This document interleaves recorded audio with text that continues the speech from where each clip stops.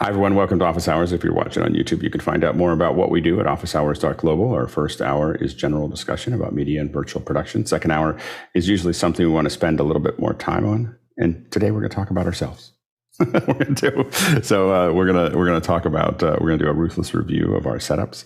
We do this occasionally just to keep tuning, and it's a good time to learn like what we're using. So we'll talk a little bit about that, and then we'll also we'll talk about it and see how we can improve and help each other get better together. So stay tuned for that. And if you want to know more about what we do, again, officehours.global. All right, let's go ahead and jump into the questions. Bill, what do we have? Our first one comes from Joaquin Mattis in Imperial Valley, California. And Joaquin says, curious on what the panelists' favorite XLR mic cables are, or if you make your own, the favorite cable and connectors. I standardized on Canary Star Quad cable and Neutrik connectors myself. Good, Courtney. Well, you use exactly the same thing I do, which is Canary Star Quad and Neutrik connectors, and I put my own on and assemble them to the length desired and the color desired, although you can find people who have them available in 50 footers, 25 footers, and so on. Good, Mitchell. Yeah, mic cables, the Canary Star Quad or Mogami, and if you're putting connectors on, this particular Neutrik is the way to go. I have thousands of them. I've wired, my fingers are still got little blisters on them because I've wired thousands of them. Go ahead, Tim. Yeah, I used to use Monoprice, but man, I've had so many failures with those lately. I think they cheapened whatever they're doing with the connectors. But I do like the GLS cables. They seem to be a reasonable, for the real short runs with the colored, rubber, the cable, whatever it is. I like those because they're color coded pretty good. But yeah, Neutrik connections for sure. I like to look for those as well. Yeah, and I've been using, I think, Star Quad with Neutrik connectors for maybe 15, 20 years. So it's, definitely the way to go. Next question. Next one comes to us from Guy Cochran in Seattle, Washington. He says, what is it that DJI couldn't tell us about at Cinegear and said to wait until the 15th? Marcelo. Yeah, it's this HDMI transmission. I think there's another thing also, but that's what I saw that they will launch on the 15th. An HDMI transmission that is very cool for Wi-Fi, wireless HDMI video with no latency. Yeah, go ahead, Courtney. I think it was the DJI Ronin RS3, which has that ability to do the wireless HDMI transmission over over Wi-Fi. And they added a few little features to it. So it's a new gimbal that'll hold your DSLR camera. So. Yep, and I think that the transmission is quite a thing. 20,000 feet. Most transmission is excited with 500 or 1,000 or 3,000, but obviously DJI has been getting better at this over time, and so they showed a lot of that. And it also, I believe, sends a lot of those controls over it. So it's not just that it's receiving something from 20,000 feet to an HDMI monitor, but it can actually control the RS, I believe the RS2s, but definitely the RS3s and RS3 Pros. So there's a variety of things that it supports as far as a two-way connection to those things as well. Go ahead, Mitchell. That's a real 20,000 feet, so you could have it in a low-flying aircraft and receive it on the ground? Is that what they're selling? I don't know. I mean, 20,000 feet is usually, it doesn't matter whether it's 20,000 feet, it's probably definitely 5,000, which is still a mile away. And I know that when there's been a couple folks that have been testing the Ford, their 4D camera that they put out, the Ronin 4D, and it was amazing. So they really, the Corridor Digital guys had one. They posted a video maybe 6 months ago of testing it, and they went out of their warehouse down the street, way away, and through a lot of things, and it was still working. So I think that, I don't know whether it's 20,000 feet, but I can say that for a lot of us, it's probably a football field. So at least away. So it's pretty impressive. I mean, DJI is still hitting on all cylinders. They're definitely the one to watch when it comes to a lot of these things. Next question. Comes from Dennis Champion Walker in the back end here in Mansfield in the UK. I hear that Conversations with Tony Mobley is celebrating its first anniversary. Congratulations. And I'll add to that. Congratulations, Tony. Yeah, and did last night go well? last night went well. It was another fun conversation from George E. Kennedy Jr. We had fun. I just wanted to share. This is a monument to office hours in that all of these wonderful people who I've had conversations with, it's all thanks to the community. When you look at these names, a lot of these people you will know because they're part of the community. There are some people that you don't know, but I hope that you know them from the conversation. And I again, I want to say thank you so much to the community for helping me get on this journey. Thank you, Alex, for the lessons in hosting. I think that I represent office hours very well, but at the same time, you made it important to me to make sure that Conversations with Tony Mobley is Conversation with Tony Mobley. So thank you, sir. Yeah, absolutely. And, I'm really excited about the idea of not just, we talk about a lot about media and the fact that someone takes what they're learning from it and creates something completely different, whether it's Tony, what Tony's doing with Mad in the Kitchen, with the cooking with Damayanti Gajar, the birding with Lois. The thing I'm excited about is, of course, people are taking what we're talking about here and applying it to the things that they're passionate about. And I think that is something that I hope will continue to grow and expand, because it makes the whole thing richer for all of us. Part of what makes this work is that we are doing things that are, we're trading notes and everything else, but we're all have a lot of different, from audio and video and 3D, we know a lot of different things. And that heterogeneous, ecosystem makes it very interesting. And when we start adding all these great flavors of other things that people are excited about and bringing the community into it, I think it's really fun. So I'm really glad you're doing it, Tony. I think you're doing a great job. So I can't wait to see the next year. All right, let's go to the next question. It comes from Fred Eric Eckert in Bad Herrenalb, Germany, and he says, which HDMI-SDI converter will allow the remote control of a Blackmagic Pocket Cinema Camera 6K with an Atem-Constellation-HD? Good guy. Yeah, the one you're looking for is the Blackmagic bidirectional. They're pretty inexpensive nowadays. You can get even just the 3G for $65. The thing that you need to do is hook up the return. So the SDI out of the Constellation needs to go into the in. So there's two connections. And then I believe you need to set the camera ID as well in the software for it to match up. And then you'll get tally. And there's still some controls that you don't get. So it's nice to have like a Mac Mini M1 running the Bluetooth app so you can get further control of the camera, but you do get a lot of the color, definitely the color control. You get zoom of your lens will support it, focus, and iris and shutter. Go ahead, Mark. The great thing about following Guy is that I get to say, yeah, what Guy just said. Next question.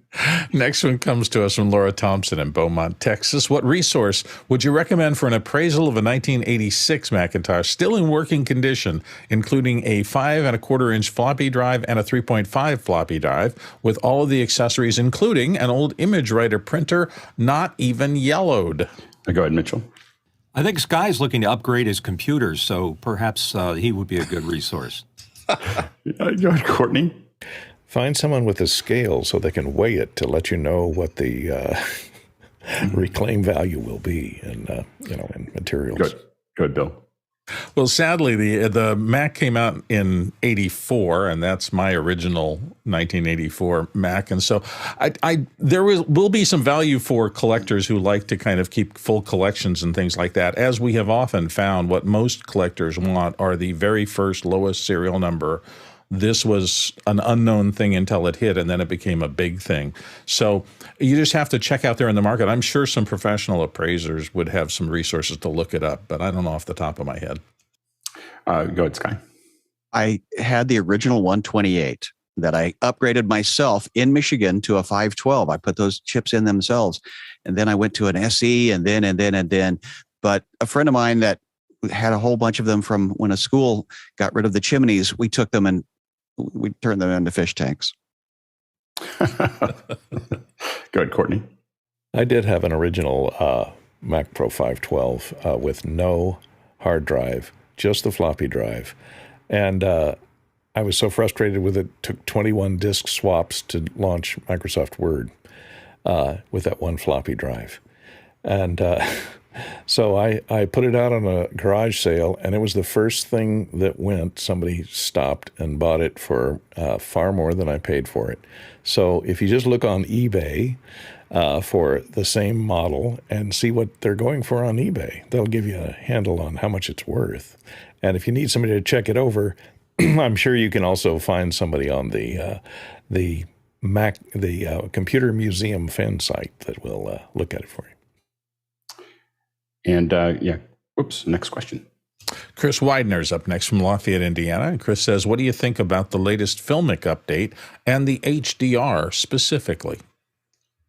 I have to admit, I don't know what it is. I was trying to find it on the site, and they don't show exactly what the most recent. I don't know if anyone else saw it, but I don't see any. The site doesn't list what they just released, so they're not doing a very good job of telling us what's there. They just tell us what it does, but there's no. I don't see any like latest. I couldn't find a latest release. It's something that all companies should have. It's what happened in the last one, but I didn't see what happened there. So they've been supporting. The reason I ask is they've been supporting HDR for a while, so I don't know exactly what they're adding specifically to HDR. To make that work. Go ahead, Marcella. Yeah, I was going to say that I didn't get any updates on the Filmic Pro app, either for iPhone. Well, I just got one now, but I don't have time to test it yet, but there's an update on the App Store. Yeah, I think mine automatically updates, so I don't really see the notes. I think that's the, so they just happen to be better than they were before. So if it's brand new, I just haven't seen it because I use Filmic a lot, but I haven't used it recently enough to know. Yeah. I'm on a beta on iOS 16, and it doesn't go automatically. That's why, but yeah. Next question. Next one comes to us from Douglas Carmichael. He says, IMAX is moving into live events like concerts and conventions in their theaters with IMAX Live. Considering most cinema cameras only output 4K SDI, wouldn't that not be enough for an IMAX screen? Could the Office Hours 2.0 system theoretically handle the resolution? Go ahead, Bill. I'd sure love to see Office Hours in IMAX. That would be interesting, although I'd have to get some makeup work done before that. The thing is that good theaters, even theaters now, can take, almost all of them are set up to be able to be rented out for different kinds of presentations, business presentations and so forth.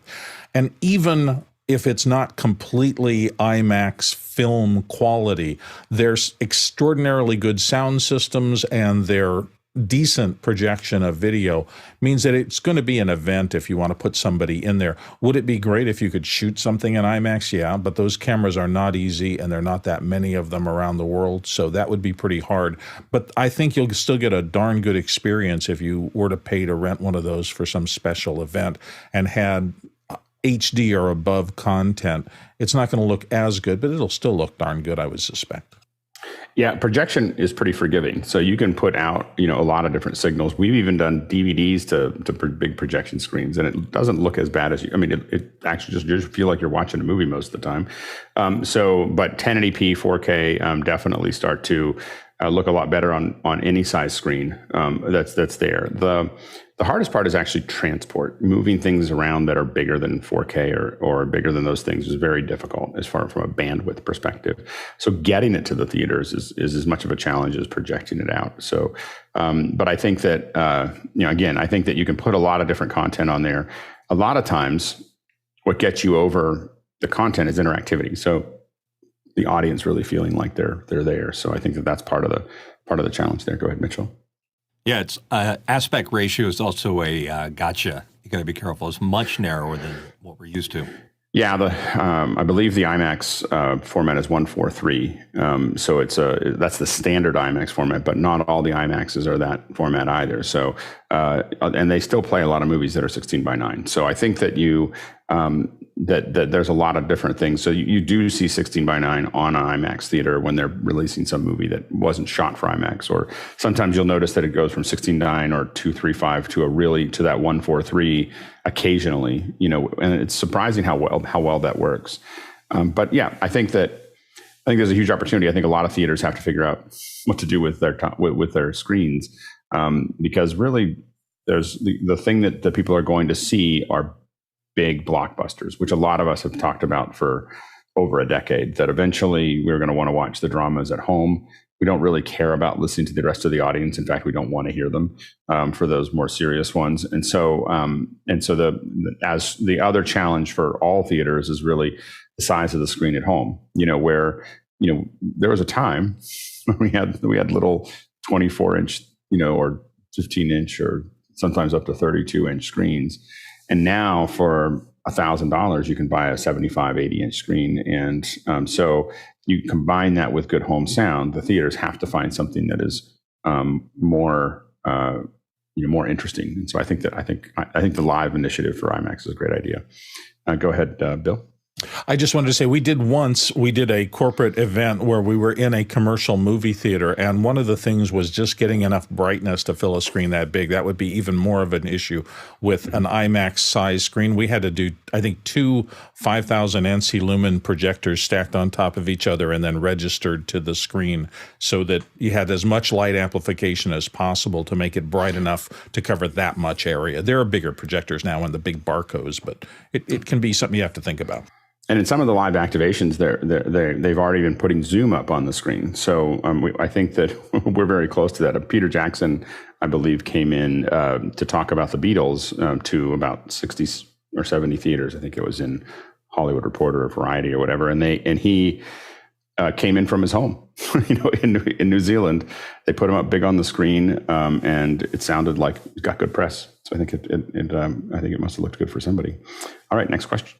Guy Cochran in Seattle is up next, and he says, Schy missed the office hours second hour on story. Any 2 cents to add, sir? Well, there we go, Schy.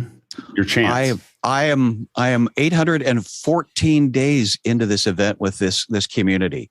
And I think that is our story, because we look back in where story origin came from around the campfire and what happened in that people group. And then somebody got really good at telling the community's story. And this community here, for 814 events, have been telling each other's story. And now that we are looking into that as its origin, and the technology is helping us tell that story. My event was because, and Guy, you will have an empathy with this, because our family pet, we had loved in, and he had unconditionally loved into us for over 14 years, and we had to make hard choices with that situation, and so that took precedent Monday. But Alex, I look forward to doing story and talking about the origin of why we're here a lot, not just philosophically, but how do we tell that story to each other in both serious ways and funny ways, maybe in the same sentence. Sorry to hear about your dog. Well, thank you. And it was, you don't recognize how much love and unconditional love that you receive from your family, four-footed friends, but that's we are here to love into each other, and this is one way we do it. Thank you. I was ardent about not getting a cat. Now that we have a cat, if it goes too long, I'm like, where's the cat? It's like, where's my little buddy? So anyway, next question. Sorry, Schy. Werner, Warsaw, Poland. I'm learning to use the new Blackmagic HyperDeck Shuttle HD. I overlooked that it doesn't seem to support Apple ProRes 444. Thus, no alpha channel, no animated video overlays for me unless I used a Luma key. Or am I missing something? Go ahead, Courtney. No, you're not missing anything. It's you should use the Luma key. You could use a chroma key as well, and just have to properly tune it.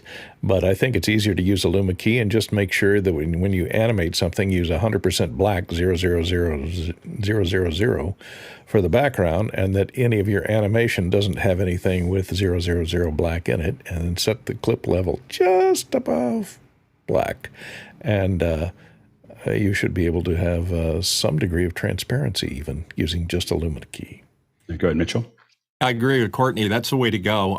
I have the HyperDeck Studio and I have the Shuttle, and I don't miss the alpha channel because it doesn't work anyhow on the older HyperDeck. when you try to match them up, there's a timing error because it's coming from two different converters, and it's always slightly out of the cutout. So you might as well go with the Luma key. That's a way to get a better matchup. And it depends on what you're going into. So the key fill coming out of the mini HyperDeck works perfectly inside of an SDI-based switcher. It just doesn't work if you're converting it to HDMI. So, and that's the nature of it. So it does work well. But if you go through two converters, they'll be slightly off and it won't work. The Luma key does work well. I don't recommend doing chroma key with a green screen, blue screen, because you will get on curved edges, you'll see aliasing because the color itself is 422. So you won't, if you key it, you're actually going to see something along those edges that you won't see with the Luma key. And as Courtney said, you keep the Luma key over pure black. You can even lift the blacks a little bit inside of your graphics. No one's going to notice. So you lift them up to, 10% or 15%. No one's going to notice that they're not pure black generally, unless they're sitting over something that's pure black. And even then, it just looks like it's part of the design. It's still very dark. And we did that in broadcast forever. So you can do that. Now, the interesting thing is that if you make that lower, that your graphics, the brighter you make them as an overlay, the more gradations of transparency you can add back to them, because you can keep on moving that clip value up and move that softness value up. And you can get very good semi-transparent graphics if they're above, for instance, 128, if above 50%. If all your graphics sit above 50% luminance, you have at least half of that gamut to work with to build transparency. So it's another thing to kind of consider as you build them. Next question. Tobias Moss in Minneapolis is up with this one. In a classic 1920s sanctuary, how do you approach adding spotlighting and or stage lighting? The room is well lit from overhead, but we want more light hitting the subject's head on. What to buy? What angles to install it? And how to get clergy used to it? Discuss. Go ahead, Bill. So this is one of those circumstances where stage lighting really does help you. Often in stage lighting, if you need to get lights lower than the ceiling, you use things called trees. Now, most of them are just big black grip gear that holds lights, and you've probably seen them at concerts and at all sorts of other outdoor events. There are, in the architectural world, though, lots of them that look very nice, and you can get really well-designed trees in all sorts of colors and that match your architecture. I've also seen architects go to the extreme of having things designed specifically that are floor-mounted or wall-mounted that hold long-throw lights. Typically, Licos or ellipsoidal spotlights are used for that. I've also seen Fresnel lenses used for that because it projects a softer light over a longer distance, but it's getting them to the right height, which usually means above the level of anybody who might be standing and walking by, so you don't cast shadows from those lights onto the officiant of the ceremony, but also that are not so tall that you end up just doing something that a ceiling light could do. Go ahead, Tim. This is kind of a religious question. And the reason I say that is because when you have a 1920s sanctuary, you have all kinds of people that don't want to change anything about the look of it. It could be ornate or things like that. I've been a lead pastor for over 40 years and started out doing AV stuff and kind of done it all the way along. But so it kind of matters what your sanctuary already looks like. But in general, I would recommend doing 3 kind of upside down T-bars that you can have something in the middle and then one on each side. You've got to get them high enough. So you've got to get them 45 degrees up, or else everybody will complain about lights in their eyes. I would also just recommend maybe some moving lights, but also be careful that you don't harsh them out to where everything looks like a theater, where you get heavy shadows and things like that. So it's really an it depends question. But those are some suggestions that I would have up front there. Sorry, go ahead, Schy. I was going to recommend reaching out to Teradek, as this is his specialty. But again, that is because it is his specialty, he may charge a consulting fee. But no, he's very good at this in theater, and that's in some ways what a chancel of a sanctuary is. But you're trying to focus the attention of the people that are watching. And unless you're doing this for television. And that's why you often see on the original news sets was just big blanket, a wash of light, because they didn't want to have to move the lights around a lot. And you originally see that in some of the original soap operas because they didn't have time to change it. But then they got, moving lights, and that lighting design happened. Good, Courtney. Yeah, Tim covered most of the salient points there. Get it up above 45 degrees because you don't want the preacher trying to stare into the lights when he tries to look out on the congregation. Strand makes these new, you can kind of update these Lecos with these new Leco LEDs. They look like normal Lecos, but they have the ability of being multicolored, so you can change the colors on them. And they probably have DMX control. I wouldn't put moving lights in there necessarily because they have fans in them that can be pretty noisy, and people will think, if it's a fairly stodgy congregation, they may think that boy, these youngsters in there bringing in their Hollywood lights. So, it's true. It's true, though. It's very true. These new LED Lecos will look just like the old lighting that's there, but you can get different colors out of them and warm them up a little bit and make things look a little more flattering. Yeah, go ahead, Mark. So there's a bunch of different issues here, because not only is it a lighting issue, but it might be a life safety issue, because if you go putting a bunch of tree stands for the lights in the middle of circulation paths, then you create a fire egress hazard. So one of the ways I've seen it done in the past is the railings on a mezzanine or balcony, if you're fortunate enough to have one of those, is where they can throw light from. But you need a lighting specialist, because we don't have enough real answers here. We don't know distances. We don't know how wide the lights have to be thrown, and we don't know the power supply.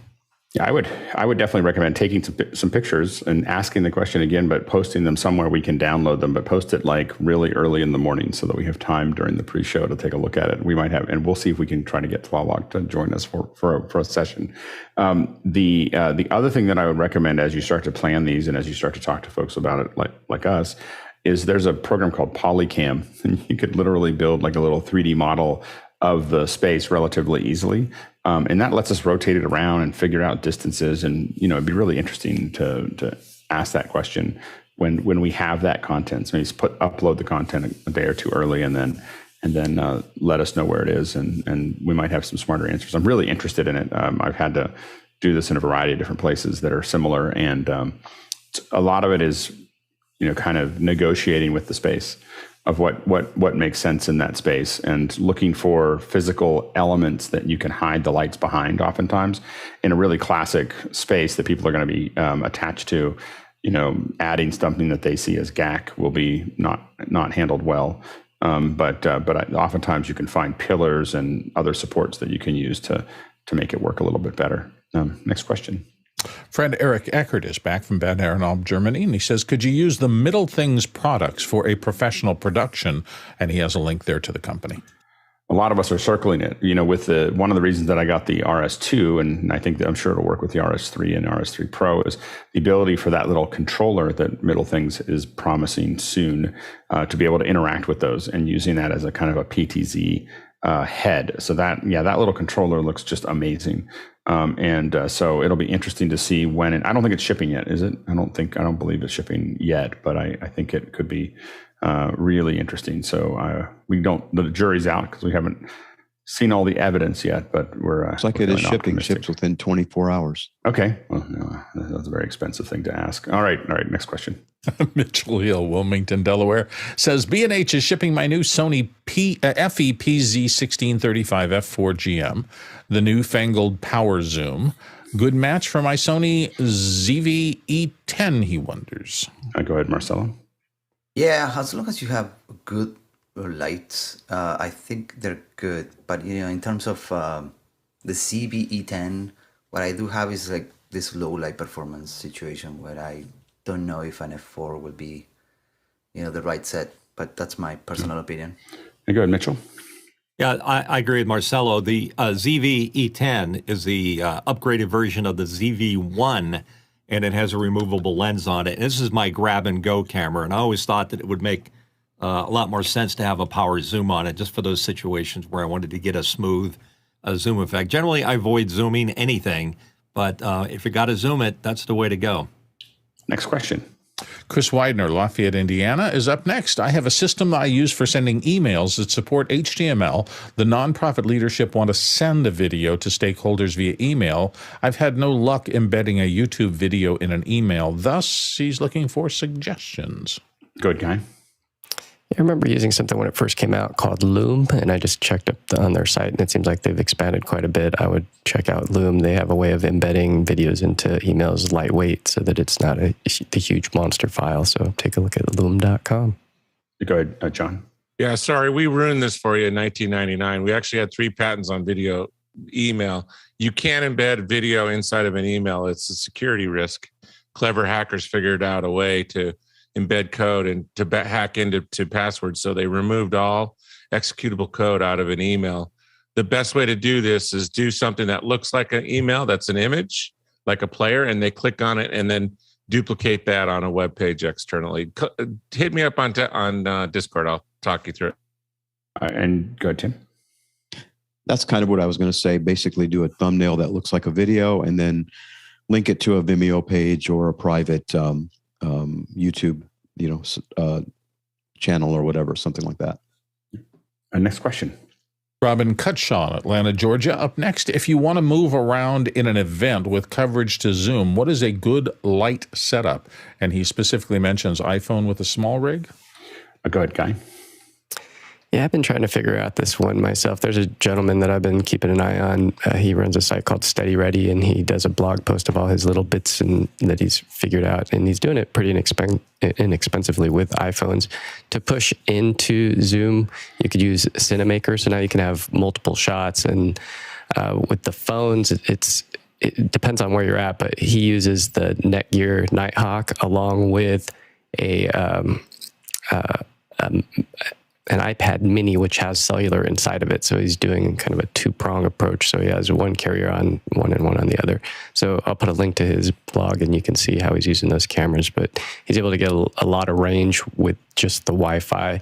And then I think he's tethering as well on some with the iPhone's Lightning to Ethernet adapters. Go ahead, Bill. If you find a good answer to this, let me know. I've been fiddling around using my monopod with the DJI Osmo with my phone on it, and I've been investigating using a what's it called when you just do an ad hoc wireless network to try to get a Wi-Fi signal out of that live into Zoom or anything else. And so far, the only issue is that if I jailbreak essentially my iPhone, the connection to allow for that ad hoc network, I've had some problems. And it's just because I don't know what I'm doing in terms of networking. Maybe in after hours, I'm going to pop in there someday and see if we can figure out how to do that ad hoc network well. And then you just need a Wi-Fi hotspot or something that could do that. Yeah, and I will say that it just really depends on how busy the space is as well. There have been definitely things where I've covered events with my iPhone with a little bit of GAC with just the cellular connection, and it worked great. So it did. And it just depends on how what the APs are like, how many people are at the event. If you're in a general event where it's not super dense, where it doesn't feel like there's thousands of people and you've tested it, you may find that you can just literally have a phone and make it work. But oftentimes once you get to a conference or a convention, you're now creating more human density and more cellular density than the APs are designed for. So that's the part you have to kind of figure out. Next question. Douglas Carmichael says, IMAX, in cooperation with Panavision and FotoKem, will be debuting 3 new film cameras in 2023. Wouldn't the biggest issue be keeping the film talent base alive? Case in point, the decline of the projectionist and telecine operators of old. Good, Courtney. Well, I think the biggest problem FotoKem is handling, which is processing the 70mm film. And projecting it, of course. There's only about 12 IMAX projectors in theaters left, I think, worldwide. So you're not going to get a big enough audience to usually justify the $70,000 or $80,000 per print that it costs for those prints. So I doubt they're going to do much other than serve as a source for material to be digitized for special effects work or for the big tentpole movies. FotoKem will process them and transfer them through telecine, and then they'll be in digital form after that. Mitchell. Yeah, I agree with Courtney. I think most of the stuff is going to end up being projected digitally, so it's a sort of a hybrid system. I support it. I think it makes sense. A lot of our history is tied up in film. And now that Blackmagic Design has a desktop telecine transfer device, maybe they just need to make a 70-millimeter version. Bill? This is somebody who used to have to fly to Burbank and carry film over and sit in a specific little coffee shop that was by the FotoKem lab that had telephones. That was good because you had to wait 6 or 8 hours for your film to be rank transferred. The problem for me is that the film chemical process is really toxic. All the silver nitrate and the rest of that stuff is just not good for the environment. So I know small batch people want to kind of boutique this out, but I don't think we're ever going back to toxic chemical film production. As glorious as it looks, it's just a mess. And I'd worry the environmental response. I mean, it's not massive, but still, it's always going to be a boutique thing, I think. Yeah, I don't think it's ever going to be a huge thing again. I think that most film, from a practical perspective, and I think that a lot of people would worry about the environment, but the main thing is it's economics. It costs a lot of money to send those reels out, and so it turns into millions and millions of dollars to get the reels out to the theaters, and everyone's gotten pretty used to DCPs. So I think that they're not going to probably go back to anything else. But I think that IMAX is a specific format and a specific set of screens that some filmmakers like Christopher Nolan and others just want to do their films that way. Like they want their film to look that way. They want to know that they created it at the highest quality they possibly could. I think that it has more to do with the directors, the handful of directors that just want to know that they spent. You have to remember that the cost and the impact of the film is a very small amount compared to an entire film. I worked on. I was one of thousands of people that worked on a big feature film for 6 years. I worked on it for 3, but it started for 6 years. And so you kind of want at the end of that to feel like there's a record, because you don't know what's going to happen in the future either. So what is it going to look like? Maybe you don't end up playing it that way. It plays for a handful of theaters that do IMAX, but now you have this resolution. I think that the IMAX equivalent resolution is about 16K or 18K is what most people say that film provides. That may become really useful somewhere in the future, that you had that. One of the places where people started cutting corners was in TV in the 80s. So in the 70s, they shot film for a lot of the TV shows. In the 80s, some of them either shot it, sometimes they shot it with video, but a lot of times they posted it in video and they didn't bother to post it because it was too expensive.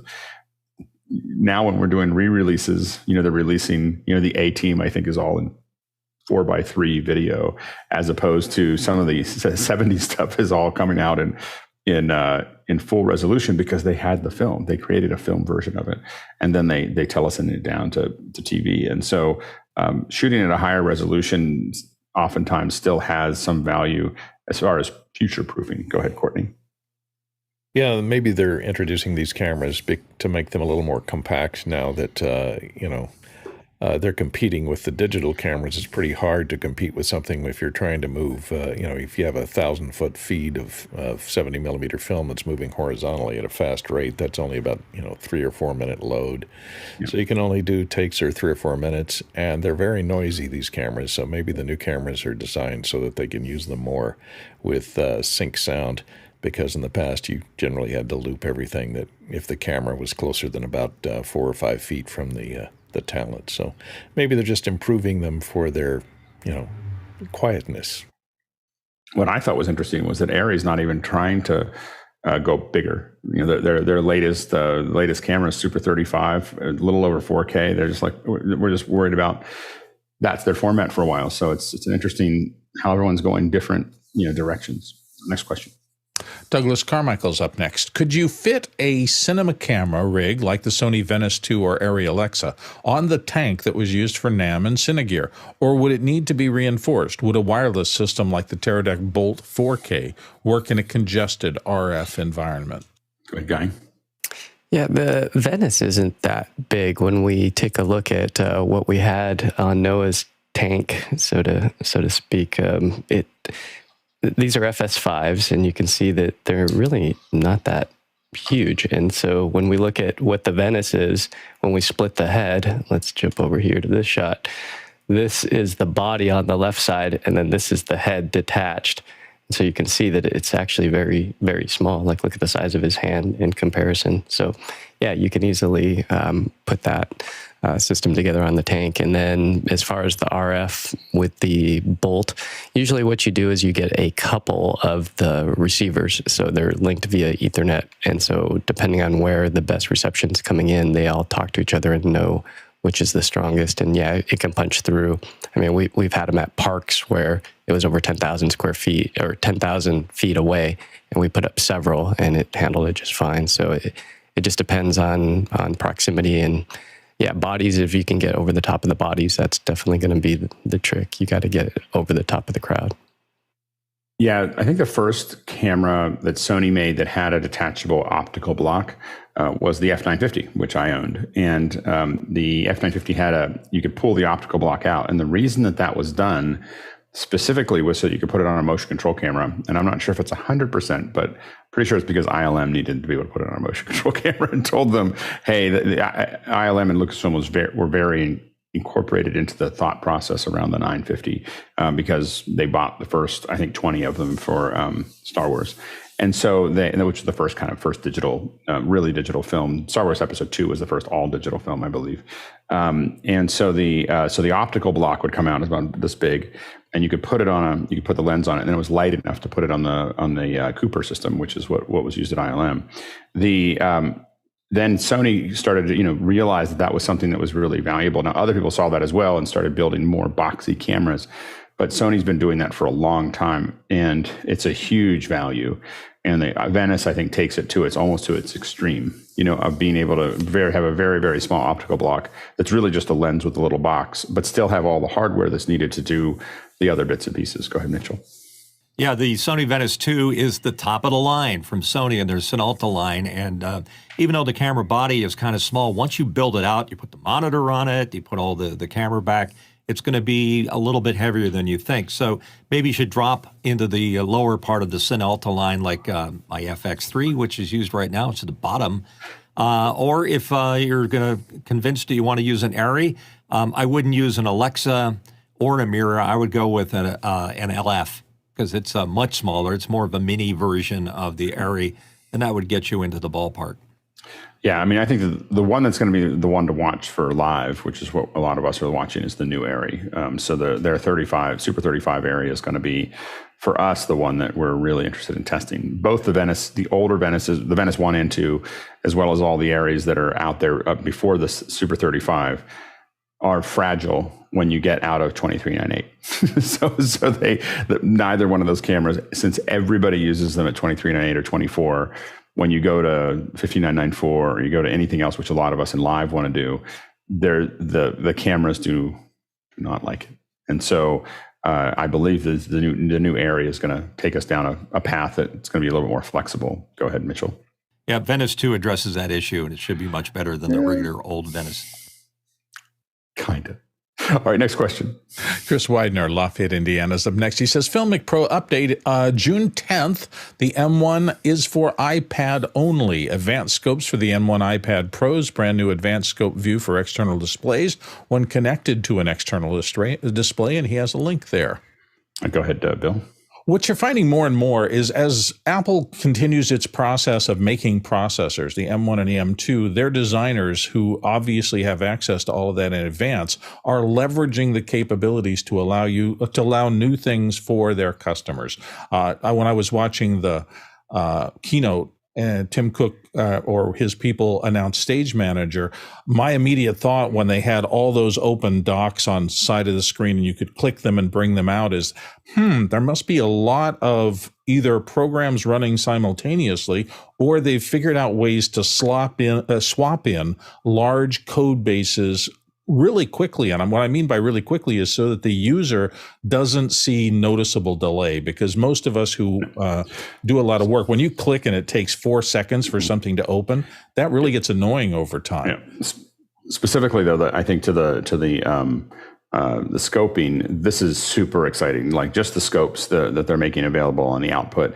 So being able to take what looks like a USB-C to an HDMI out, put it into an external monitor, have your camera here and have scopes going, that takes Filmic Pro to a whole nother level. It'll be really exciting to test. So I'm going to try to get it working on my iPad very soon because I have an M1 iPad. So yeah, go ahead, Marcelo.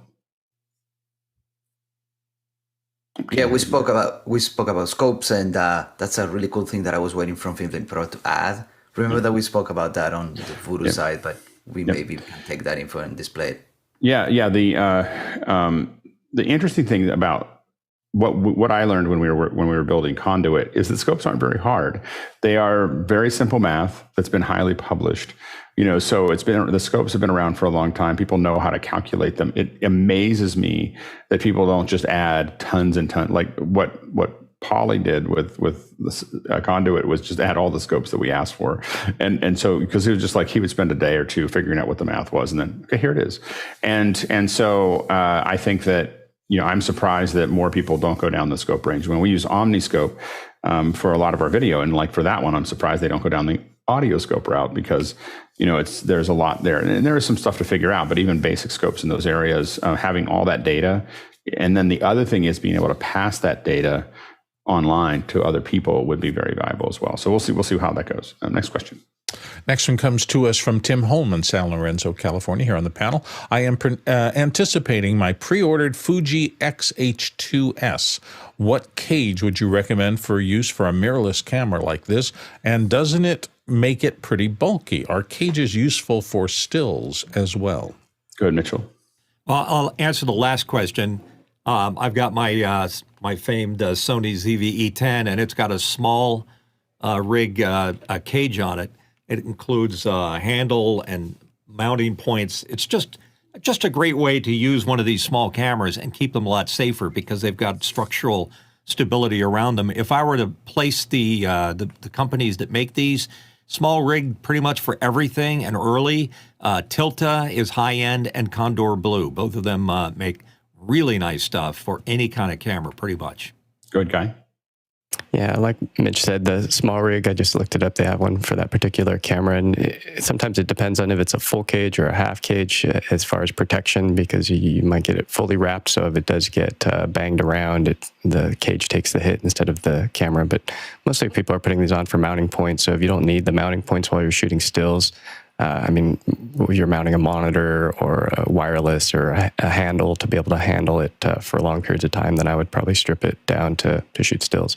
But I'm curious if you watched Cinegear and if that was the camera that they were showing, and did you hear about that lens that mated with the power zoom? It's powerful. Yeah. Yeah. I did watch Cinegear, but I had already pre-ordered it.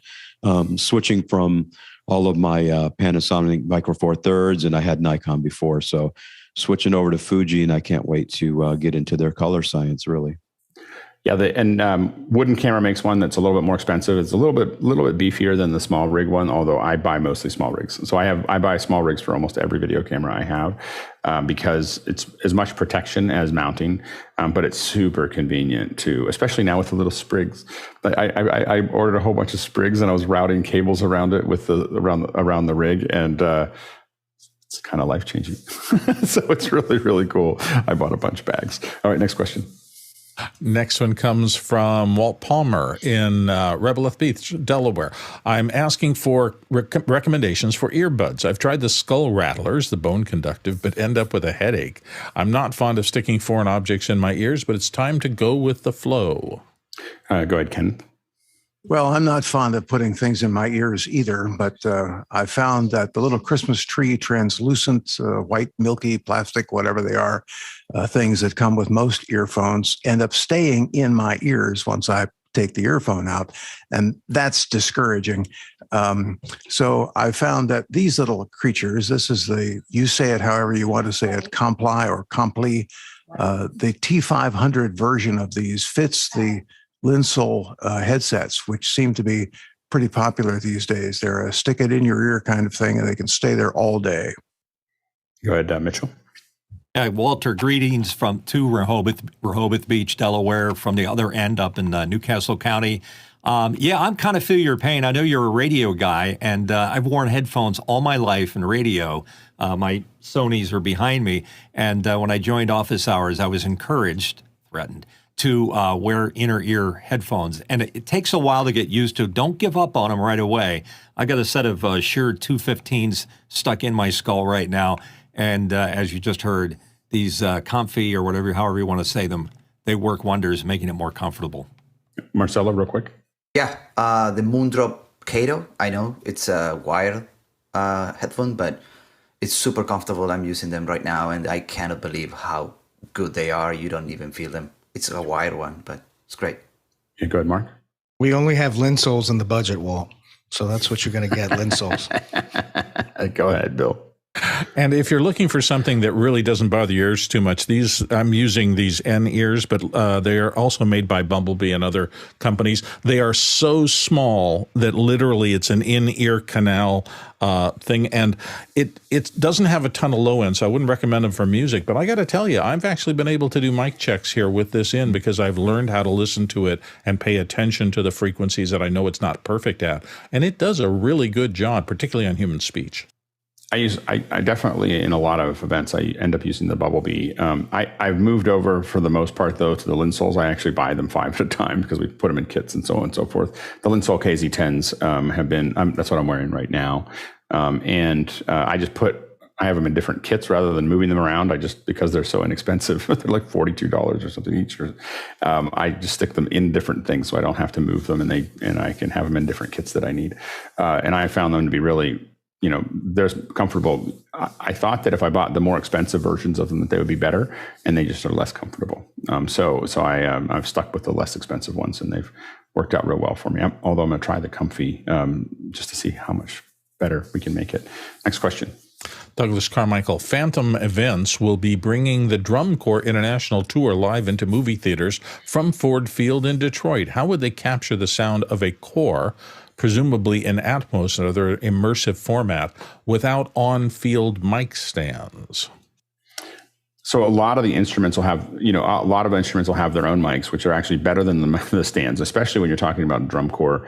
They can mic a lot of that stuff individually. They might use some area mics as well, but they can mic a lot of it individually. And what's great about that is that you actually have a lot more control when you have close quarter mics. Now, you do have a lot of how much you can really put them into Atmos or some sinus surround is very minimal because it'll be odd if they're moving around a lot. So you're going to end up with most of the stuff in the center anyway. And then you're going to use reverb and potentially crowd to kind of fill in the rest of the experience as opposed to trying to move the actual instruments around very much. Go ahead, Courtney. Yeah, especially with a percussion group, dealing with the echo in a stadium. If the stadium isn't completely full, the slap back from the stared concrete that you're surrounded with can be quite disconcerting, even to the players when they're hearing themselves slap back. So I think close miking is going to be the way to go with wireless units on the major players there, and mixing them in the console, mixing in a little reverb from the area or just digital reverb to establish your sound field and create an artificial environment that will probably sound a lot better than the actual environment of being there. Next question. Next one comes to us from Chris Widener in Lafayette, Indiana. Would the iPad mini be a good core for a mobile rig doing coverage like the Cinegear event we just did?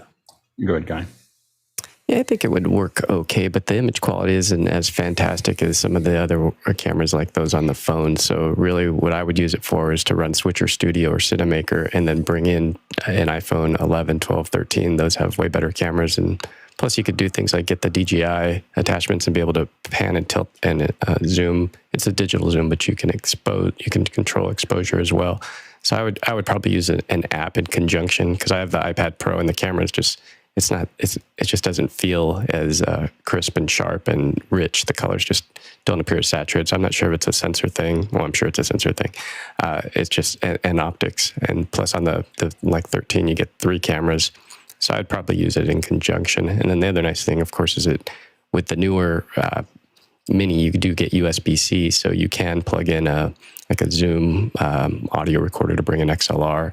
And so that gentleman who I spoke about earlier, Steady Ready, that's how he does it. He brings in those Sennheiser AVX wireless mics through a Zoom handheld recorder via USB-C. So there are some good points about having the new iPad mini with USB-C. I really want to have, when I was thinking about that Filmic Pro thing, is to have an iPhone go out, like just be able to use the Lightning to USB-C and plug it into the iPad and make that the view screen with scopes and other things. It's not available yet, but that'd be really cool. Next question. Graham Cardwell in, it looks like Algarve, Portugal. Sorry if I'm messing that up. How do you best adjust clip and gain when putting worship lyrics over your live stream on an Atem switcher? Well, I think that the main thing is that if you're putting those clip and gain, yeah. So what you're trying to do is you're trying to key that over at top of it. The clip is the point. Here's the best way to understand. I've shown this in an older show, and I don't know exactly where that went. But the way to understand what clip and gain does inside of an Atem is to just do a black and white gradient in Photoshop and put that in as a still image in your media. Then what you want to do is key that, use that as the key, have it key itself, and just set it over, do a downstream key or an upstream key downstream key over top of your image, and then play with the clip and the gain, and you will see exactly what happens, what you're doing to your alpha channel. If I would do it today, if I wasn't in a hotel, but if you ask this question over the weekend, I'll do it for you because it's really easy for me to do. And I think I have that still sitting in my switcher from the last time I showed it. The gain moves, or the clip moves the center point of where you're keying, and the gain softens it. So the gain, opens it up and closes it. So it's how thin that is, and the clip is where it is. So, and you'll see that really clearly when you use the gradient. Go ahead, Mark. You explained it to a question I asked using a gradient, and it was about a month ago on a Saturday. So if you go through the YouTubes about a month ago, you'll find it. And it once you see that, you completely will understand what that's the clip, right? There we go. That's gain. But it's easier if you move the clip up and down and then move the gain slowly open. Anyway, there's the clip. Now open up the gain. Or increase the gain here, I believe. Yeah. There we go. See how it softens? So that's the gain, and the clip is saying where it's starting from in the center. So you can that's the two values there. All right, next question. Next one comes to us from Nathan GS in Singapore, Malaysia. Oh, I'm sorry. No, it's Chris Weiner in Lafayette, Indiana. I must have been on the wrong one. Show of hands, who all bought Sprig, and have you tried them already? Go ahead, Tom. Yep. It was my favorite thing of the show. Yeah. Yeah, go ahead, Courtney. Well, what I'm going to do is I'm going to crank up Tinkercad and design my own and print them out of TPU. Yeah, exactly. So, yeah, I don't know which will be more expensive, but anyway, because they're pretty cheap right now, printing your own may turn out to be the same cost. Anyway,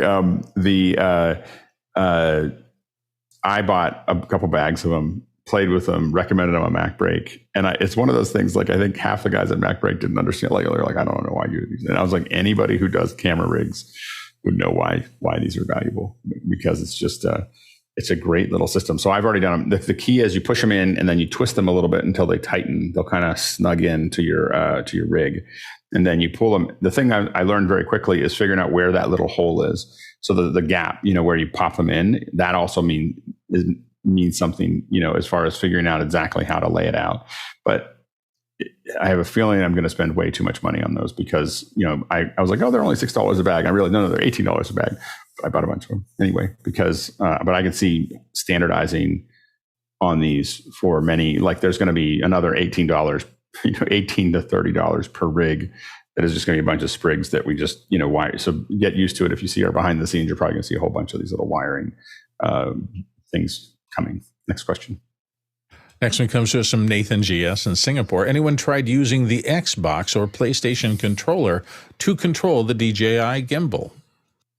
I have to admit, I didn't even know it could do that. So we'll have to test it at some point. Next question. Douglas Camel says, IMAX mentioned concerts as one of the events will be part of the IMAX Live portfolio. What consoles could you use to mix a live console in live concert in an immersive format? From what I've seen, most live consoles don't support immersive audio. Go ahead, Mitchell. You probably do well with a Digico or a CalRec. Yeah, so it depends. It depends on how far you want to go with it. So you can do the CalRec Artemis. Will definitely do that. Actually, a QL1, we've done a lot of immersive audio with it. Now, these are just panners. So there's also L Acoustics. L Acoustics makes they have a controller. I can't think of the name of it right now. The Elise controller. And so or Elisa. Anyway, so those controllers, of course, are panners, and L Acoustics really deals with in-building surround experiences, and so they really think about that a lot. And then again, the hardware, you can even figure out ways to do it with creative panning inside of an X32, but it's really clunky. The QL1 will do it. We've actually done ones where we cut to multiple 360 cameras, and it changes the scene so that you get the right 360 for each camera, which becomes more complicated. That's a GPIO connection, but from the Atem to the QL1. So those can all work. Those are all panners, so you don't have any access to objects. And so where you get that is Pro Tools, and you use the live Pro Tools throughput. I imagine you can do it with Logic, but most of the folks we've worked with use Pro Tools. And so Pro Tools will allow you to then now you can do all the objects and everything else that you would normally do in an Atmos mix, and then fold that down to whatever you need. The real challenge with mixing for theaters, it turns out, is that it's hard to mix in near field for a theater. So the physics are different in the sound. And so the problem you get into with it is that that's why in Hollywood there's big mixing stages that you actually mix for the theater in the stage, because the stage has to be the same size as the theater. Otherwise, the sound physics doesn't work. So anyway, so that's those are the real challenges to figure out for that kind of thing. Go ahead, Courtney. Yeah, and I don't really see the advantage of Atmos or something that uses sound objects that you can move through 3D space to do a live concert, because most of the time the band isn't flying around behind you and over your head, and it would just confuse the audience to hear one of the players on stage sound coming from behind them. It's really just to create the atmosphere of the environment. So just the echo, basically, of the yeah. I mean, the where it comes in. So there are certain things that you can't move. So the vocalist and the drums are things that tend to want to stay right in the center. But things that you might want to play with are some of your synth effects. Some of the synth effects, and it's not making them zany, but making them bigger and around you. So if you've got enough voices coming out of a specific thing, and a lot of artists will have a lot of different synths that they're using. They might have an Ableton Live that's going on at the same time, that's generating a bunch of other tracks. They might have extra backing tracks that they want to put in there. But yeah, you're absolutely right that for the most part, your acoustical instruments are going to be just panned maybe a little bit with the band. But then after that, adding those extra things, really, the thing that's fascinating about surround is that as you start to, whether it's Atmos or 5.1 or 7.1 or 7.1.4, whatever you're doing, when your mind hears something back here, it creates a bigger space that your mind exists inside of. And so as you tickle the person's mind with different speakers, you're creating a larger space that makes the singer actually feel more present. So the band in the center feels more present if you're able to create an environment bigger with all the surround elements. And so it's a really fascinating part of surround is, and it's, you can just do it with reverb and audience, but there's something about hearing some instruments or whatever that you might notice just for a second that builds that larger environment for your mind. And it's a really fascinating puzzle to kind of fix. I watched something where it was probably 6 or 8 minutes of no vocals. All you heard were sounds around you. And then when the person started singing, I've never heard anyone feel so much like they were right in front of me in an experience, because the scene had been set, with everything that happened before that. Next question. Next one is from Douglas Carmichael. What would you think of a second hour on wireless coordination and maintenance? Yes, I'm going to keep moving because so Bill, I'm sure Bill will just say yes. It would be cool. Just remember, though, that this is U.S. has its own rules and the world has other rules, because this is the Federal Communication or the Department of Commerce. But I think overall, how to do it, I think it doesn't matter about the details. It's just the overall wireless management, I think, would be great. Next question. Chris Widener, Ruthless Reviews time. He says, is anyone using a foot pedal for their mute switch? So it looks like this is a regular question. Yeah, I have one to use as a mute switch, still in a box. I bought one based on someone talking about it here, and I keep on going. I'm out of USB connections in my computer, working on rewiring it, so I have one for another switch. All right, sorry for running a little over there. Occasionally, we do this Ruthless Reviews for those of you who are not used to it.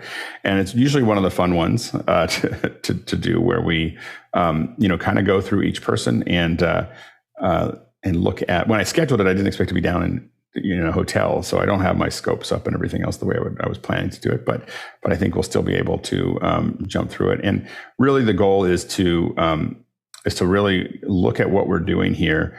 From quality perspective, we're getting very close to starting to roll out HDR as a regular experience, and we're going to be doing some wider promotion starting next week. And so it's always a good time to as we do it. What we're going to do next week. This was actually based on a question from Jonas last week or the weekend of, can we promote like on my old channel, and could we promote what we're doing here on the new channel, because we have a lot more followers on the old channel than we do on the new channel.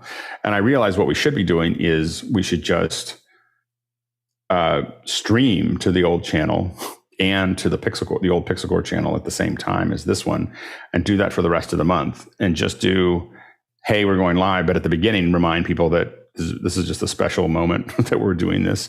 And that way we could remind all those other followers that of where to properly go to follow all of that up. So we're going to start that next week, and for a couple of weeks to let people know where we are. So that's coming. But as we do that, it'd be great for us to always put on our best foot forward. So this is, and I think it's oftentimes a good learning experience, good eye training for everyone. So before we get started, you have something to say, Mitchell?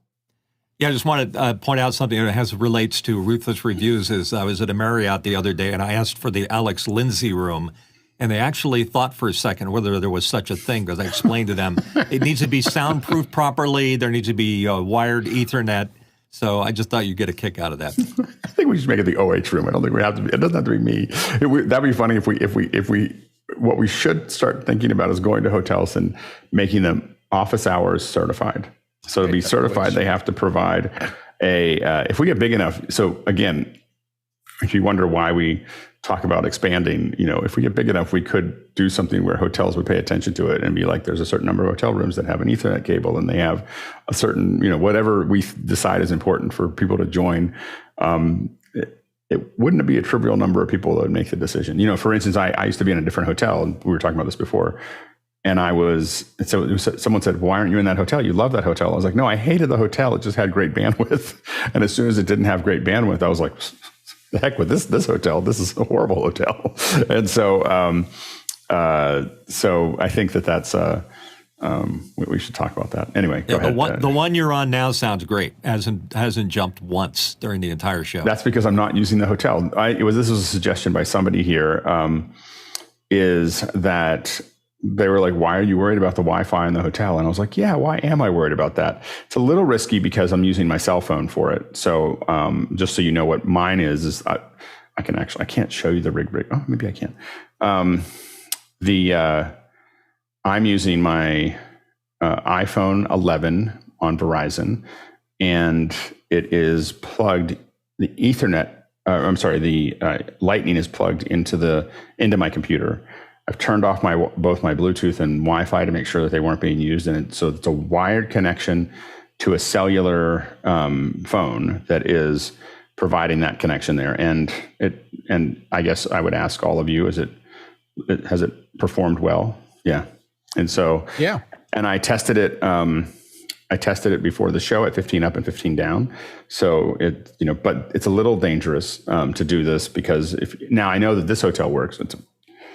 It's not a good hotel. There weren't a lot available where I needed to be. So, but this one works. There's nothing like saying I'm a cheap hotel, like I was giving you a steamer instead of an iron. Anyway, so so I think that it's worked out pretty well. This is the new experiment, though, is just to use the cell phone, and I'm going to probably buy some kind of 5G thing that I can just, and then that should free me up to not have it. But if it works now, that's what I'm going to do. That freed me up from the. You should look into the T-Mobile. The T-Mobile portable thing is pretty slick. Yeah, I've used T-Mobile. Go ahead, Tom. Well, just as a newbie to the panel, I've only been around since February. I wanted to volunteer to go ahead and do this first. No, it's great. It's great. We'll come to you soon to talk about it. Go ahead, Marcelo. Yeah, I was going to say the AT&T Nighthawk modem. I have it, recently got it, and it's really good. I'm using AT&T, of course, but you can try, you can buy it unlocked and put any chip that you want. It's very, very fast. I like that, depending on the area where you are, right? Of course. Yeah. Courtney? I was trying to bring up something. I was going to say we could be THX certified and see if Tomlinson Holman would come out of retirement to sit here on the panel and review us. But then I went and looked at his website, and it is the strangest. I was trying, now I've lost it. I try and bring it up. It looks like he hand-coded it out of HTML in 1985. Some people, it's a look. He probably spent a lot of time and money with an ad agency that said, we're going to communicate that you're not caught up with, and there's probably a bunch of meetings and storyboards about how it looks. So it's like the 8-bit culture. Look at his website. It's amazing. Go ahead, Mark. So with wireless connectivity, Walt Palmer and I have found out many times that Verizon's great, but their unlimited contract, for whatever reason, is limited per device to a certain number of megabytes, depending on the device, or gigabytes, depending on the device. So their phones get a certain level, like 22 gigs. Their hotspots get a different level, and once you hit it, boom, they slow you down. The T-Mobile is unlimited, but it's T-Mobile, so you got to make sure it's going to work where you put it.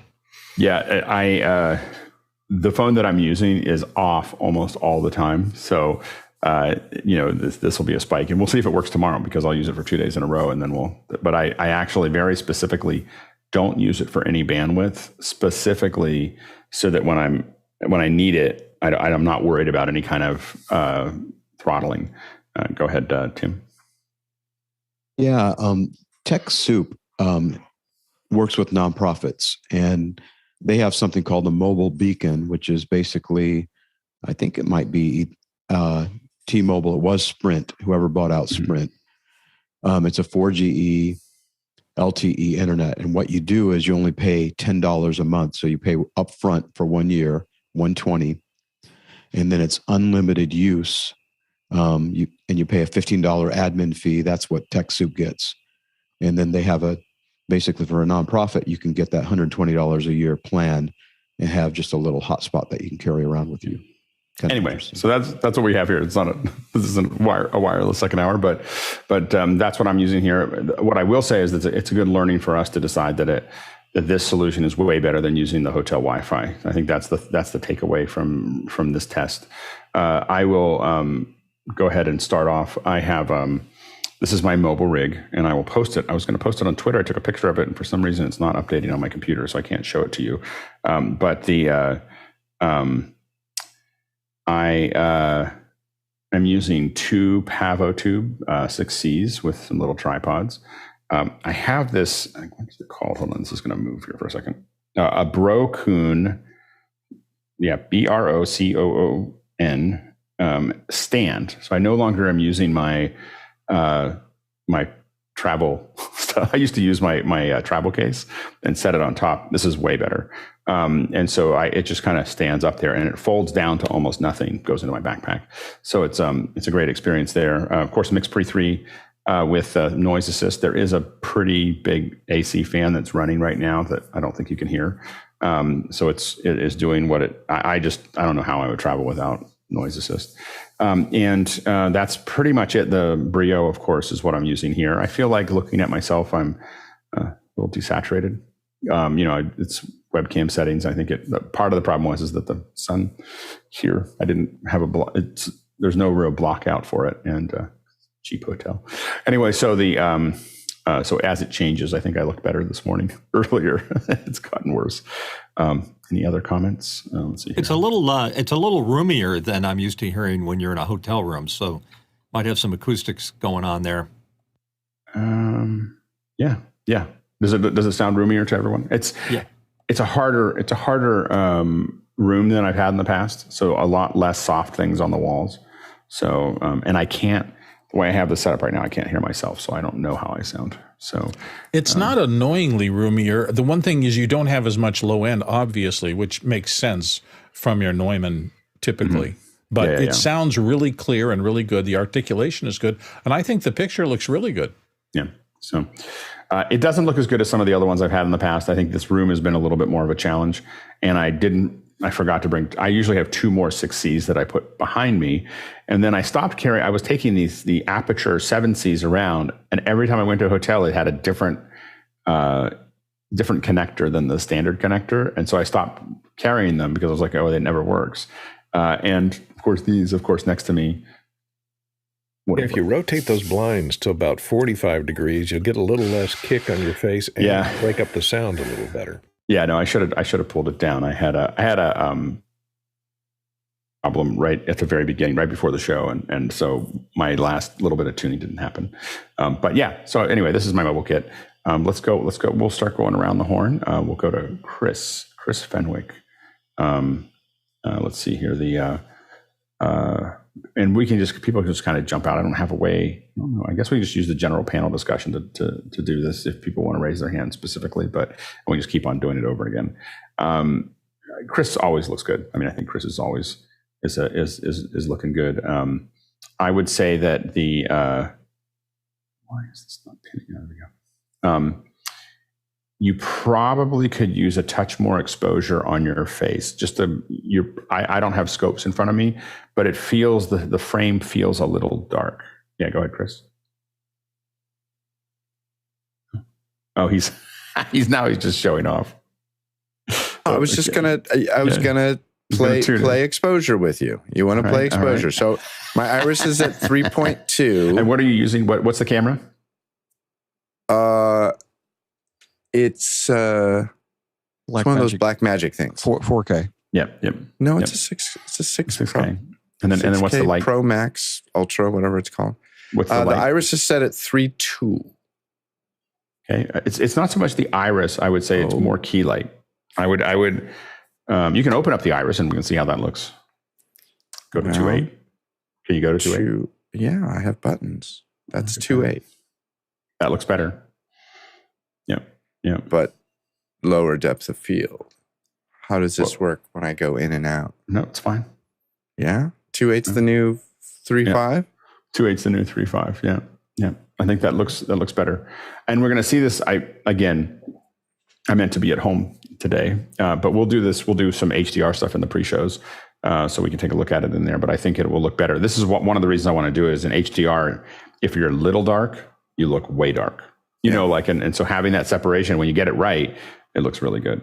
So one of the things that I struggle with in a extremely small, I'm using 80 square feet of a 420 square foot apartment here, is I was, and you've heard me say this, but for people who haven't, I'm always trying to get both the brightness contrast face to background as well as color contrast face to background. And I have my key and my fill very, very much off to the side so that they spill less on the background. And then I have like 18-inch by 2-foot flags.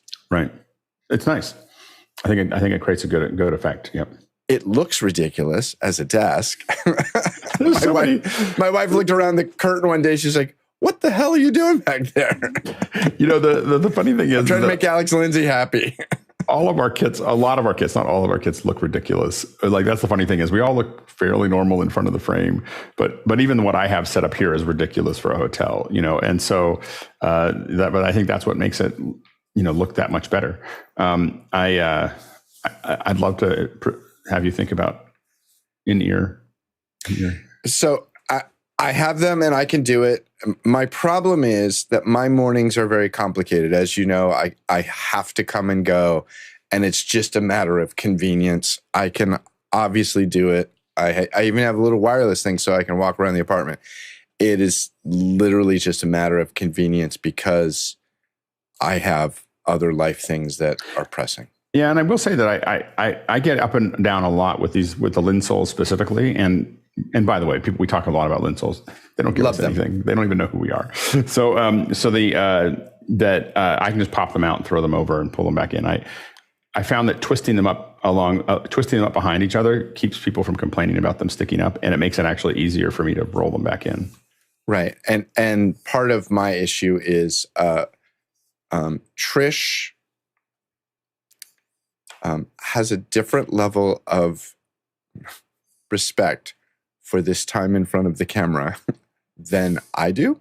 And so she's constantly talking to me, and she's sitting there watching, Little House on the Prairie episodes and commenting on what's going on. I'm like, I'm sorry, what? She goes, oh, nothing. I'm just talking to the TV. Great. And again, 420 square feet. This whole apartment probably fits in your kitchen.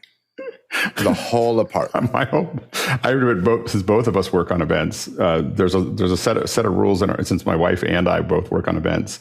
There is a very careful rule that when someone says I'm on air, no one goes within like 10 feet. Everybody whispers in the whole house, and so and not doing that with either one of us usually means that there will be some loud discussions later about it because both of us are used to being in front of hundreds of people on a given day, so it's a little different. What is going to be interesting, fascinating, is when a little bit of like studio culture, if you will, a little bit of extra lighting, a little bit of extra background, a little bit extra quiet, maybe an on-air light.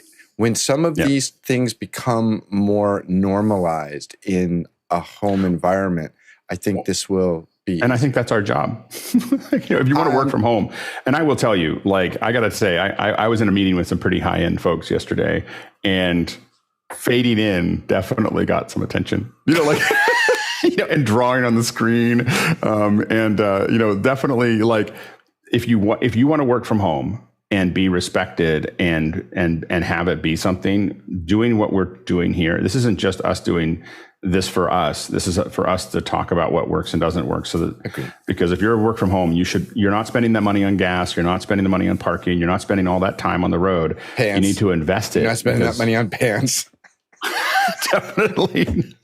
Yeah, the pants budget alone. So as you know, COVID information.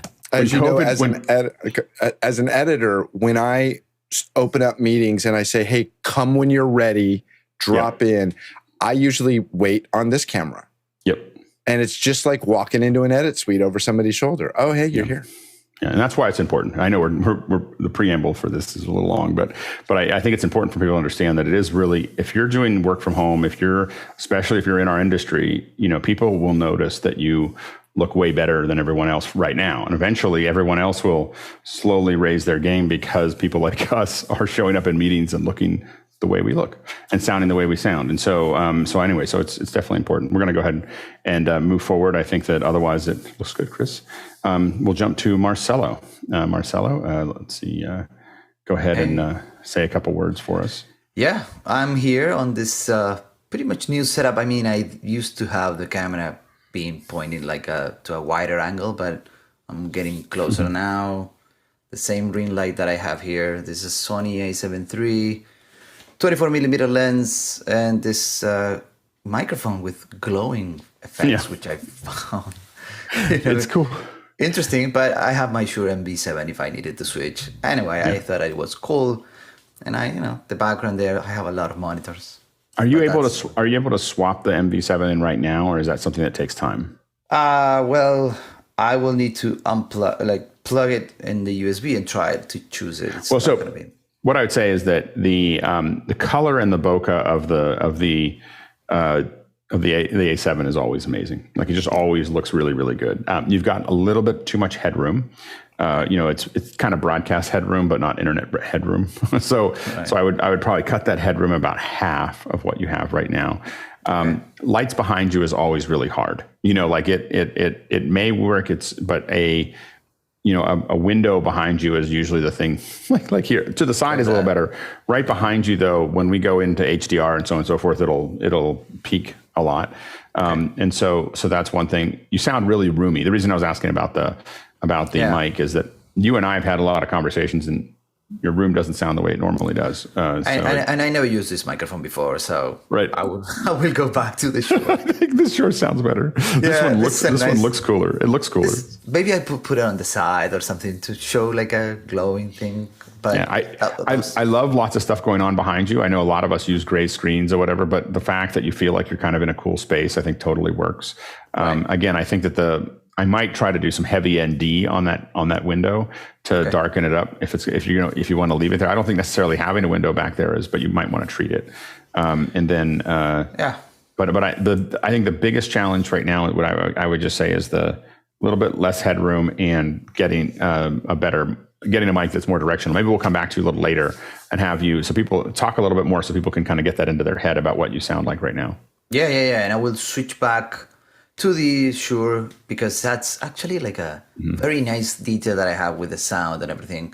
Yep. Besides, I think that I will treat with my, the window. I'm sorry. I will talk to my wife about it, and ideally, AKA the boss. Of course, we will check on her. I'm sure that she will help me out with that. But setting that up will be good. But I will get back to my Shure MB7. So we'll come back to Marcelo, and everyone kind of heard that, and we'll see what the MB7 sound, or is it the SM7B or the MB7 that you have there? Is it USB connect? It's a USB, but it's the XLR. The XLR too. Yeah, it's the MB7. That's what. Okay, great, very good. So we'll hear the difference here in a second. Yeah, Courtney, I just saw this. Did you have a comment for Chris or for Marcelo? It was a comment for Chris, but I was just going to say that he should replace that 13 states flag behind him with the Duchy of Grand Fenwick flag. There you go. Very difficult to make out of wood, but get the scrolls out and go to town. Yeah, you just gotta put your elbow into it. All right, so go ahead, Ken. Let's go to Kenneth. Can you say a couple words, Ken? All right. Yes, I can say a couple of words if I could only find the switch to make that happen. I have very little technical expertise here, and so what you're looking at is a hardware store, 18-inch LED lamp stuck on the wall above me, which is, you can see in the glasses there. It's a nice line. There it is. All right. Isn't that nice? So let's see if I can do that. And a little bit of lighting over here in the corner from a regular floor lamp with some LED bulbs in it. And the microphone, as you can see, is the Shure 55 Series 2. It's great. I love the look. I love the Shure, the old mic look that's there. I think it's really, really cool. I think that when you wear something really dark in front of that dark background, you kind of disappear into it. So there's a little bit of a floating head thing going on there. Floating head, yeah, I see it. There's some wrinkles in the back. So when you put hanging curtains, the one thing that I do is get a steamer, like a cheap Conair steamer or whatever, and just steam it out so it just cleans up a little bit. I think the purple works great. I think that the only thing I would do is probably tend to wear shirts that weren't black or really dark, just to have it not kind of have that floating head effect. The overall exposure, I think, looks great. And I think it sounds I'm curious about the light. What is the light you're using, Kenneth? It's from where'd this come from? Home Depot, I guess. It's an 18-inch LED strip stuck on the wall, and it was I think like a $20 wonder or so. Again, it's doing really well. Yeah, so it's totally working. So great. It looks good. I mean, overall, I think it looks great. And then, but that'd be the curtain, and what you wear is probably the only thing I would probably change. In that, the curtain. I do like that his face is evenly lit, but on his left side, just a little bit more. Yeah. And that totally mic looks great. That mic just makes it. It's great. And for the most part, I love us selling that it's okay to have a mic in the frame, that because it also means that we kind of encourage people to have great audio rather than always trying to hide it and move it way out of the frame. Is something that is difficult for us to work. Well, you were saying before how it is that with people in the industry notice that you've stepped up your game. You should see what happens when people are not in this industry and I show up. Yeah, exactly. It's not the latest microphone made by Shure. It's probably from the 50s, but it just looks cool. That's just the thing. It's got a retro look to it. Yeah, you expect him to go in this corner. Yeah, exactly. 100 and Ready to rumble. Yeah, exactly. No, it's great. I like it a lot. Let's jump to Bill. Bill. Hello, here we are with the frame that I've had for a while now. Yeah, so it looks good. It sounds good. It actually sounds better than when you're in the booth. In for some reason there, and the one thing about it is I think that the black levels are raised a little bit. So there's a little bit of what almost feels like a pro mist going on with you. That is, I think that if you have control over the lift. Yeah, I do. Let me get to the camera controls here. So let's see. It just went down a little bit there. I just opened up the panel. Because then it said, you want me to actually tell us. Now move your lift into like negative 0.02 or 0.03 just to see what happens. The lift is the first far one. Left. Yeah, the far left. Let me just get them up there. Yeah, not a specific color, just the white one. Okay, that's going negative up. -0.02. Keep going down. Why is Go down. it? Yeah, hang on a second. There we go. There's 1. That's 0.1 or 0.01 or 0.01. 0.01. Okay, go to the negatives. Okay, I'm in negative. Oh, interesting. There we go. Maybe we're just a little behind. Looks like you're crushing the blacks, and it tends to be jumping every time you clicks in the control. It comes on and off. Yeah. Well, here, let me grab the big wheel and see if I can. Okay, that's negative 0.04, negative 0.06. Okay, no, that's too much. 0.02. Try 0.02. There's negative 0.02. That's where I started, actually. It just feels like there's.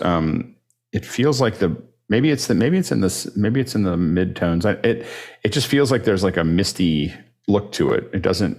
It's I can't. I think put my finger part of what we're seeing possibly is that Bill often wears very black shirts, and this shirt is slightly less black. I see it. I see it in his skin as well. So it's something that is. It's in his skin that it just looks like a pro mist. Are you going through a teleprompter, Bill? Yes. I might actually just check your glass. Oh, okay. Maybe it's a matter of cleaning the glass. Which I don't think I've done in the last 10 months. Yeah. So it might be just cleaning the glass. It may be just dust in the glass that's getting picked up somewhere, or it could be light hitting it just a little bit, but it just doesn't feel like I'm getting the richness in the blacks. What's odd about it is that some things still look like they're getting pretty black. So I don't know. It just feels like there's like a pro mist thing going on. Otherwise, I think that it's great frame. I like that. It feels a little heavy to one side with the shelf.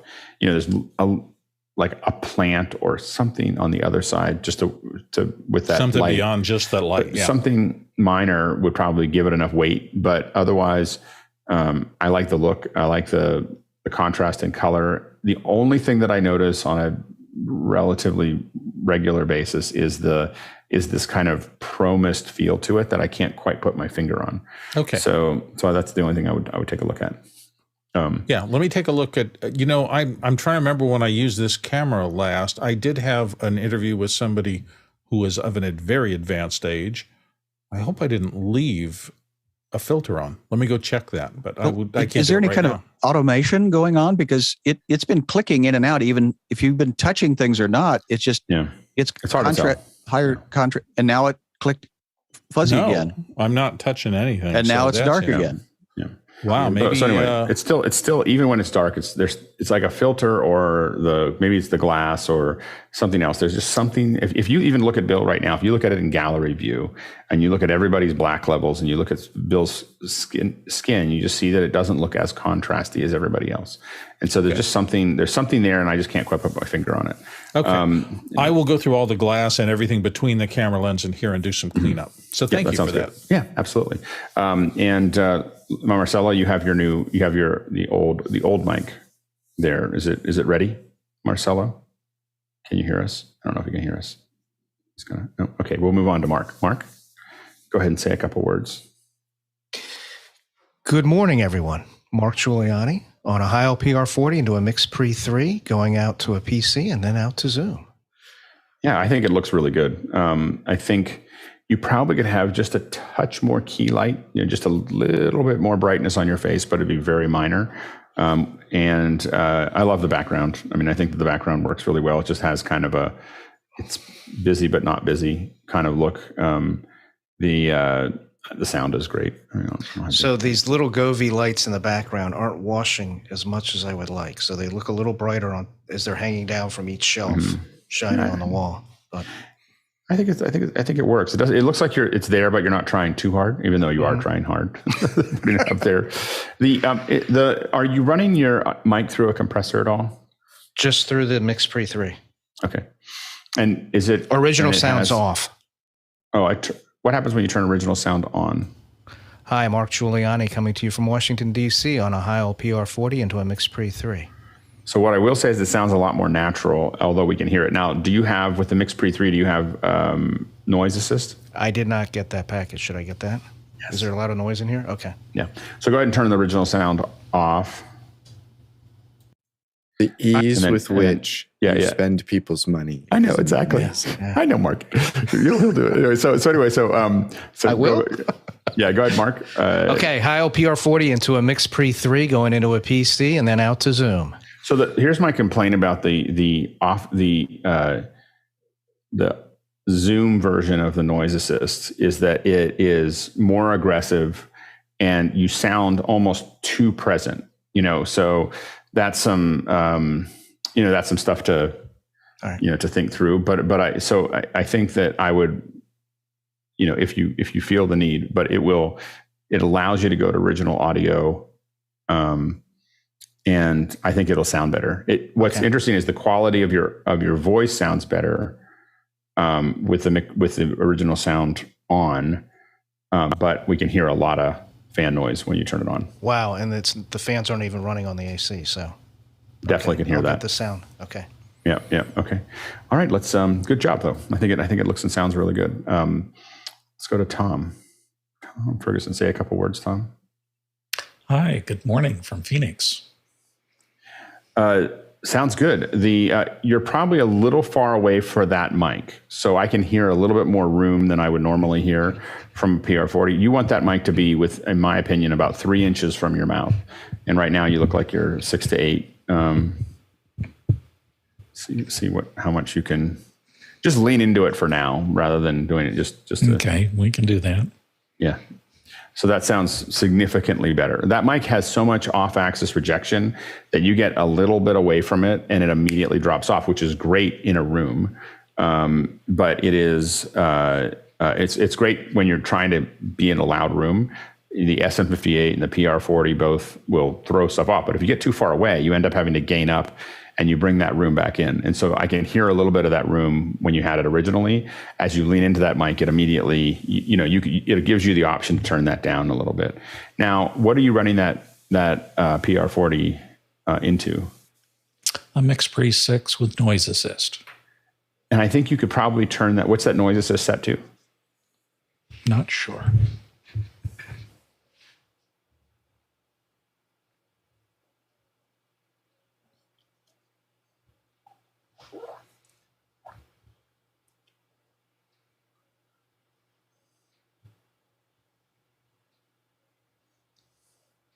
While he's doing that, Marcelo, are you able to try your mic? Just say a couple things. Yeah, this is me talking with the Shure MB7, and I think that this is pretty cool actually because I connected the headphones to it. Outstanding. 10 times better. So that's why we do these. This is kind of like a little lab for everybody to listen to what we're doing there. No, yeah, and I love this mic. So. And Marcelo, you're getting the blinking LEDs on the mic itself, so that's kind of cool too. That's kind of cool. Yeah, I like glowing lights. I don't know why. Little shiny lights. Yeah. So no, it sounds way better. Yeah. Go ahead, Tom. I fixed the frame too a little bit. Yeah. No, the frame looks much better I'm too. back. Being a noise assist novice, I'm not getting to the right screen. Yeah. So I think all first thing you want to do, Tom, is push in on the knob that is your mic channel, and that will take you to the settings for that channel. Got it. Then underneath where it says track 1, you want to go to the second screen.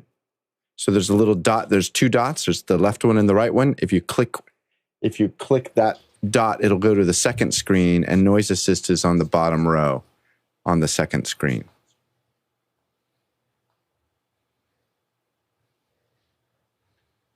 Okay. Click the knob for the mic channel. I get a screen that says like solo gain and so forth. Yep. So okay, I see. in the upper right-hand corner is the little home. Don't click on that. Click in the space right next to the left of the home. Gotcha. And it'll take you to the second screen of controls for that channel. Okay, channel 1.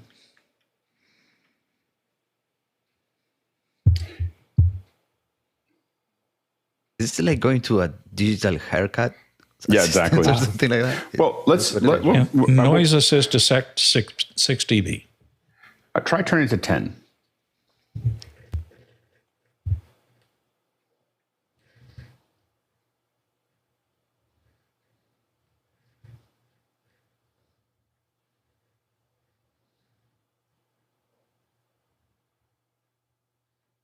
I'm hearing the background noise drop right there. There you go. That's Hear 10. that? Kind of cool, huh?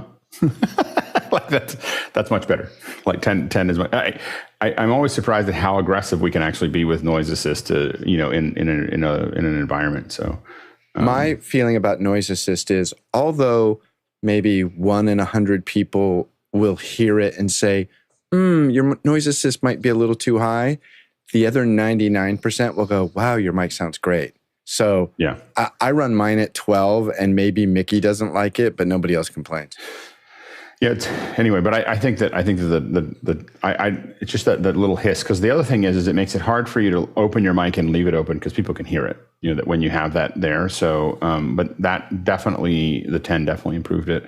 I also would think I think your key light is just a little low, so you're a little dark in frame. Your background is fine, but I think if you can bring your key light up a bit, you would definitely look better. I don't know if what keep going. And what are you changing? Actually, I was changing the ISO. And that might work. Let's see here. Yeah, I think that looks better. And then you feel a little, I can't quite, maybe out of focus. I don't. It needs a little contrast. Yeah. You could probably add a little. Are you using what camera are you using? Blackmagic 6. Yep. And are you using extended video or video? Like it's going can't film to, do you know if it's extended video or video? I don't know.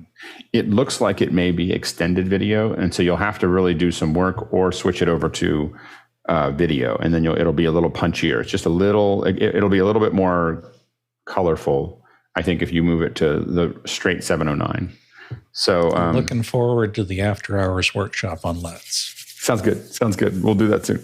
All right, let's go ahead and jump to Mitchell.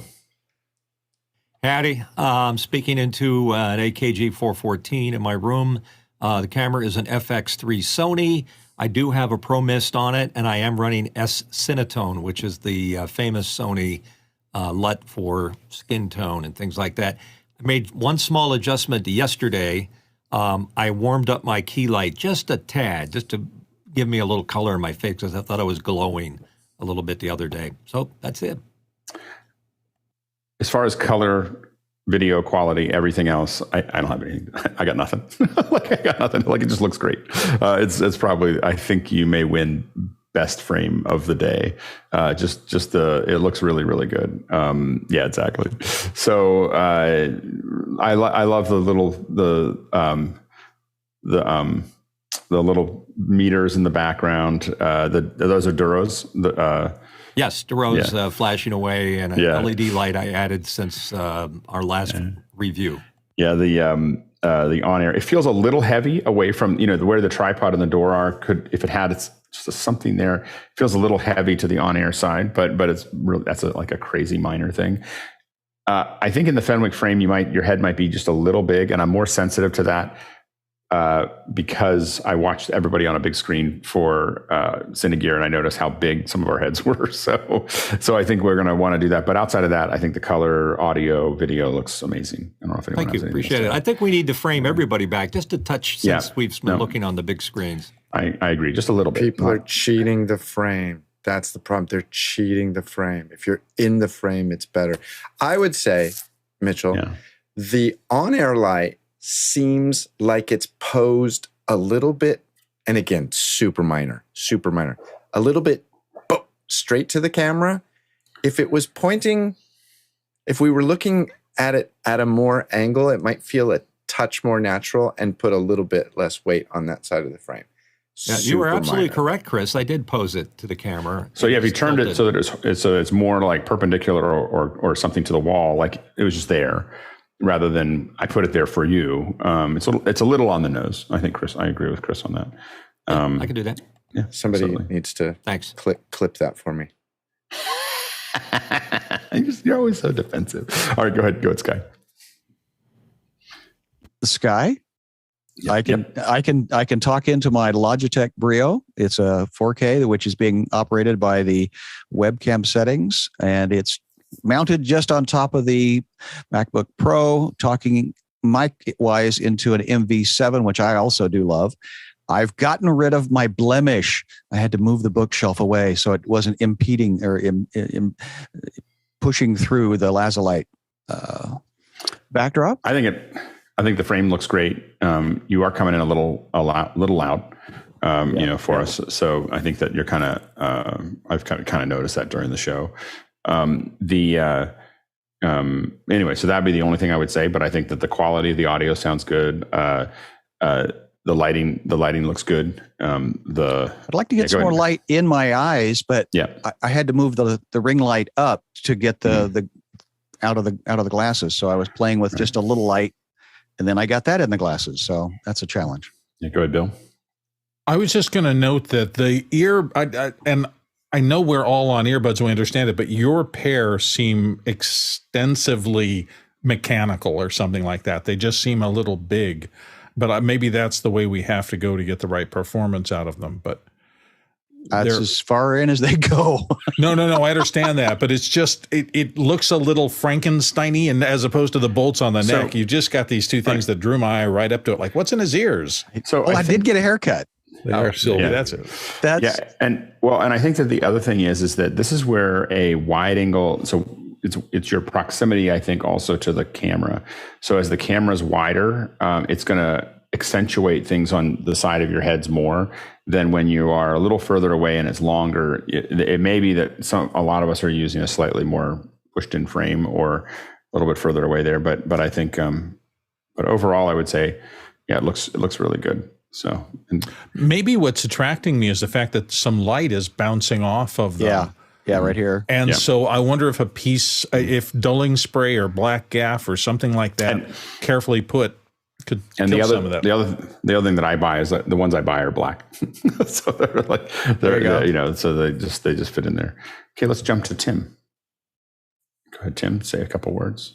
Yeah, then I'm talking into a Electro Voice and RE27ND, which is the modified version or the updated version of the RE20. Talking through a Flow 8. And then going into Zoom through my Mac.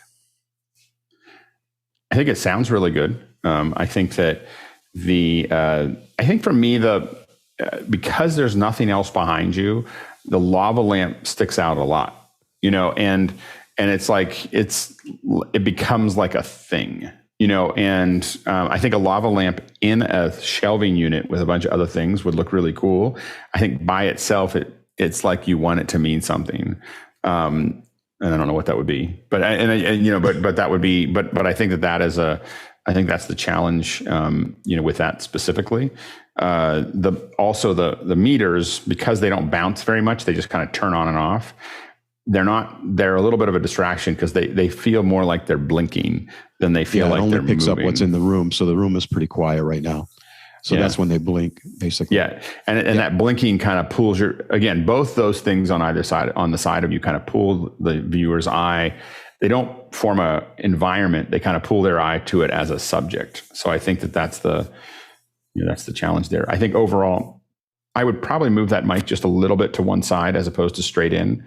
So you'll get the same value, but you'll probably have a little less breathing and a little less popping if it's just kind of at a 45-degree angle to your mouth and you're speaking across it as opposed to into it.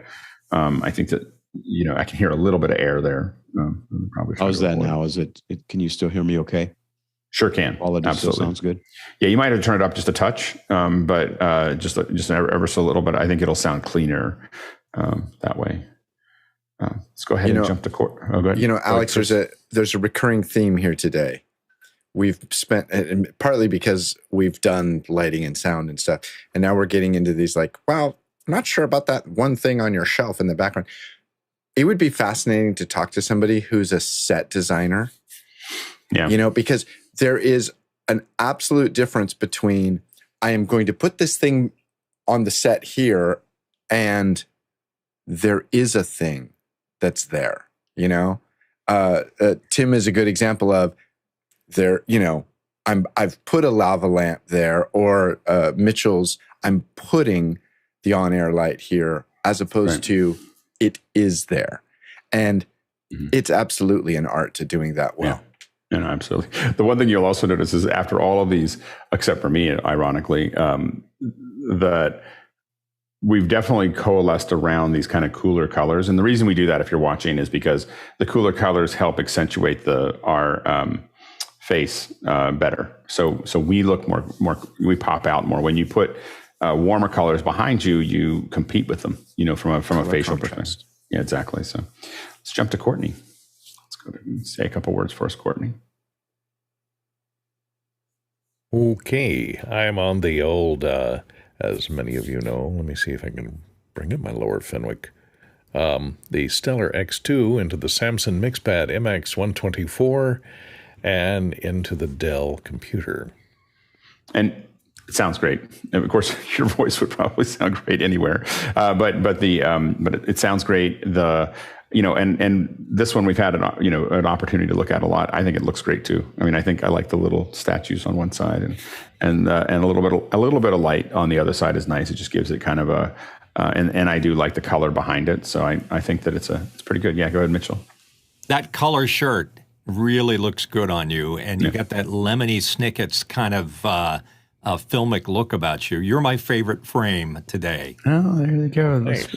It is overcast outside today, so I'm usually fighting the light that's blaring in through this window over on this side here. So thankfully, it's at a minimum this morning. Yeah, if you can talk to that gaffer up there in the sky and see if they can't sort that out. Just not listening. Can you get that scrim up more often? If we do the show at a later time of the day, it would be consistent. Go ahead. Let's jump to Tony. Go ahead and talk a little bit, Tony. Greetings, Tony Mobley here, coming in from Noonan, Georgia.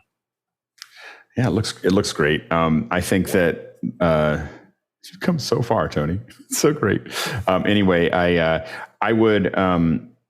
You're using the Linsoles as well? Today I'm using the Linsoles. I normally will use the Sidekicks. And the one thing I would do is get an extension for that and just get those behind you. So I think that the frame looks great. And I think the frame looks great. I think I would and what I do with mine is I twist them. So everyone complained about it. I don't know why it took me so long, but it doesn't. Part of it is with the bumblebees, it doesn't work. Like they just become a big mess.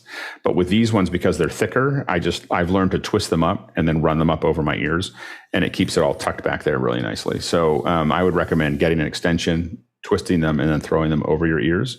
And I think it'll be a better frame.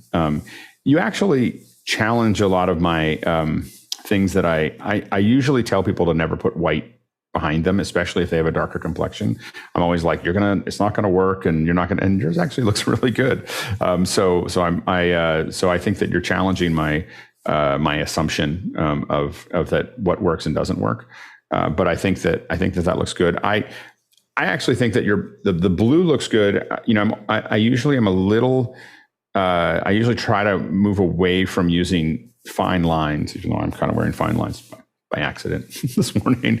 But fine lines in the shirt tend to be a little bit more problematic because they'll show any kind of resolution drop or anything else much more quickly than other things that you're doing there. And sometimes they can get moiré. Yours looks fine though. So it's, I didn't prep the shirt, Alex. I didn't prep the shirt. No, I'm just, those are things that, we pick at all the things, so I do think that if you end up moving into the garage, like if you end up moving to another place to do this, I think something that'll benefit you is moving that a shelf further back. If you've got enough shelf to move to, I think that you getting 2 or 3 feet to the back will greatly improve the quality of that image. So I wouldn't fight that trend or the request to have that. I think that because of the lights that I have, that it really makes the 10S Max pop. It's yeah. I'm amazed that that's for the viewers. This is you said an iPhone 10. Is that right? iPhone 10s Max. Yeah. Like that is a cell phone doing that. It's just amazing. Yeah, go ahead, Mitchell. And it's behind the teleprompter.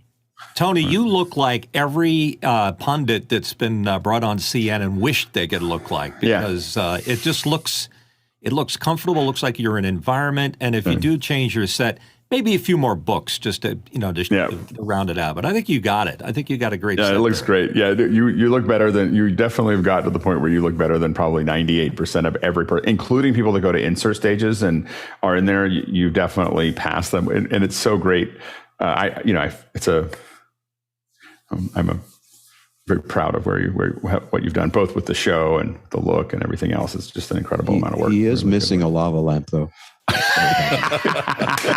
Maybe a little lava lamp. I know where he can get one. Let me tell you how weird it would be if all of us had lava lamps. So like there'd be a lot of that'd be like cult. People would expect paper pants. Anyway, great work, Tony. I do have one tiny comment, and this is such a nitpick because I think everything about your picture, Tony, is absolutely fabulous. I like when I can see something in the frame. I like my eyes to look at it, know what it is, and get rid of it in my brain. And the two things that are directly behind your head, on the right side, you have 2 books, and I always glance at that and see if I recognize them, and I stop. But one of them is obscured, and I would move them out just a couple of inches so that they're either fully there or fully not there. I'm just kind of a nitpicker about, is it fully there or is it not there? And that little tchotchke on the other side is the same thing for me. I'm looking at it, it's right next to you, so I'm going, what is it? And my eyes keep getting drawn to it. I would maybe just get a little bit of space between the edges of your head and those things if you want them in the frame. And the last thing I'll say is that right now the boss frame put those in. Understood. Well, just move them out. You don't have to take them away. The boss put them there. And the last thing I'll say is the frame it may be the shelving or whatever, but the frame feels just a little leaning to your mic side, where that's always the hard part when you have any kind of horizontal lines, is that our eye immediately looks at that. And so I would probably go in there and see if I can't tilt it back. If you have those shelves, whether you're crooked or not, that shelf really needs to be It's probably the iPhone more so than anything So just what I'm saying, I would either move the iPhone or move the shelf. so anyway, but I would do that. Yeah, let's go ahead. You do look absolutely fabulous. You just look great. Thanks. Let's go ahead and jump to Guy. And I always look good. Good morning from Seattle, Washington, where I'm talking into a Rode broadcaster, going into a mix pre. I've got this big old aperture light behind me. Let me see if I can switch to kind of behind the scenes. There's an Aperture P300 with a A crate on it. I've got my LG quad display. You can see my Stream Decks. See my mix pre down there. And then I got my prompter and a below the lens monitor. And then I got a ring light off to the side here and a hair light behind me and a mix panel. That blue light you see is the mix panel that's creating all that blue behind me. And then there's a bird dog. Let's bring it back to here and shoot away. It looks great. I don't have anything. I got nothing there. I can hear a little bit of fan noise. I don't know if you have noise assist on. I'm at -8, but yeah, I've been meaning to move this laptop. It seems to have gotten louder. So there's -12. Tell me if you still hear it or if that's too aggressive. It definitely sounds better, but it does sound pretty aggressive. I do find that you can turn it up with noise assist, but once you pass 10, it starts to feel like it's breathing. But I still hear it though. I can still hear the fan, even where you're at now. Yeah, the laptop's like an arm length away. It's one of those things where I thought I would never be in this hallway for more than a day or two. Next thing I know, 800 episodes later, and I'm still in the hallway. You just got to work. There's a game room somewhere, I'm sure, that you take over and turn it into a studio. I'm sure no one will mind. Well, my 19-year-old moved out, but then she came back a month later. So I was like, oh, I dibs on her room. And then as I started to make the moves, she's like, can I come back? Got to move quicker than that. Yeah, exactly. Like, sorry, you can get the hallway now. So So anyway, it looks good, and overall it sounds great. And again, just a little bit of fan noise there. Let's go to John. John is our last one for the day. Alex, it's Putin's fault I'm not prepared today. There we go. It's when in doubt, blame Putin. I think it's an easy bag to hit. Somebody told me this was audio only today, and this is new Studio C with the Blackmagic 12K, which is that camera right there. Right. I don't have things wired, but the 12K is up. It needs a custom LUT on it. Yep. It looks good. It sounds good. I know it's going to look good. It feels a little like wide. It feels like your camera. What's your focal length on that? It's this is a 35 to 70. And okay, so where are you at on that? Zoomed all the way in. Oh, interesting. Okay. Yeah, it's zoomed all the way in. Yeah. Now I'm out of focus. Oh, there's all the way in right there. Right. Okay. Oh, I think it back a little bit. Yeah. There you go. Yeah, it looks really good. Yeah. I like the 12K, and it's a nice bokeh. I might want to have the 12K up maybe 6 inches. So I got it on a magic arm. So I would probably have it. It feels like it's looking up at you just a little bit, and so I'd bring it up another 6 to 8 inches, because it's also that you see the ceiling, and so I do try to avoid it, is seeing the ceiling. So coming up so that the next thing I see are the windows back there. I think the windows will be challenging unless you ND them or do something else there. Windows behind, it's always hard thing. Chris is laughing inside. I've been trying to get him to ND those windows for 2 years. He says it can't be done, and I said, I thought you were an American, not an American. With my wife. She's got to understand that things just have to. We just have to do what we have to do. Go to that high white again. It's got a very Rembrandt because of the what is that? Is that the GH? Oh no, the other 180 of that. The other one. Oh, sorry. That's the studio. This is Studio C, by the way. This is the wide shot. So Blackmagic 12K, ILPR 40, and then my mixed pre-10s on is in somewhere in Guy's reach, I think. That's great. Well, I think it's always great for us to every once in a while show the behind the scenes, because you just see how absurd all of our kits are. Go to back to the PTZ. PTZ is that guy. There it is. That's got a very Rembrandt kind of a thing there with that hot light in the dark. What PTZ is that? That's the new tech. Oh, nice. Looks good. NDI PTZ HX. Yeah, the original one. Yeah. Well, great. Well, good job, everybody. Fredo, you win for the most toys. Really well done. It's always fun. We haven't done this for a little while, and it's amazing what we consider normal now. Anytime I'll go through meeting, and the next morning I'll come in and I'll just be like, this is the way it should be. Like this is how this should be. And I think it makes a huge difference. I think it's why we can do it 2 hours a day. We don't have Zoom fatigue. Because we have good audio, good video. It looks good. I think so. So I think that it's a really it's a great thing. So great work for everybody here in the panel. And thanks to our producers for all the great questions ahead of time. Sorry we didn't get to any questions in the second hour. We ran out of time. But a lot of times these ones, it just takes a while to work through all of these. But definitely feel free. If you have questions about what we did today, put them into the first hour tomorrow, and we'll address them.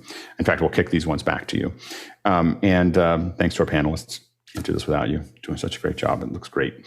Really, really amazing. And it's going to be fun when we start. Chris is wearing IEMs. Yeah. Ooh, look at that. So pretty. So I was getting emails. And I'm going to have to push you really fast because I'm Nigel super hard out. I have a super hard out. So we'll talk about it tomorrow. Bye.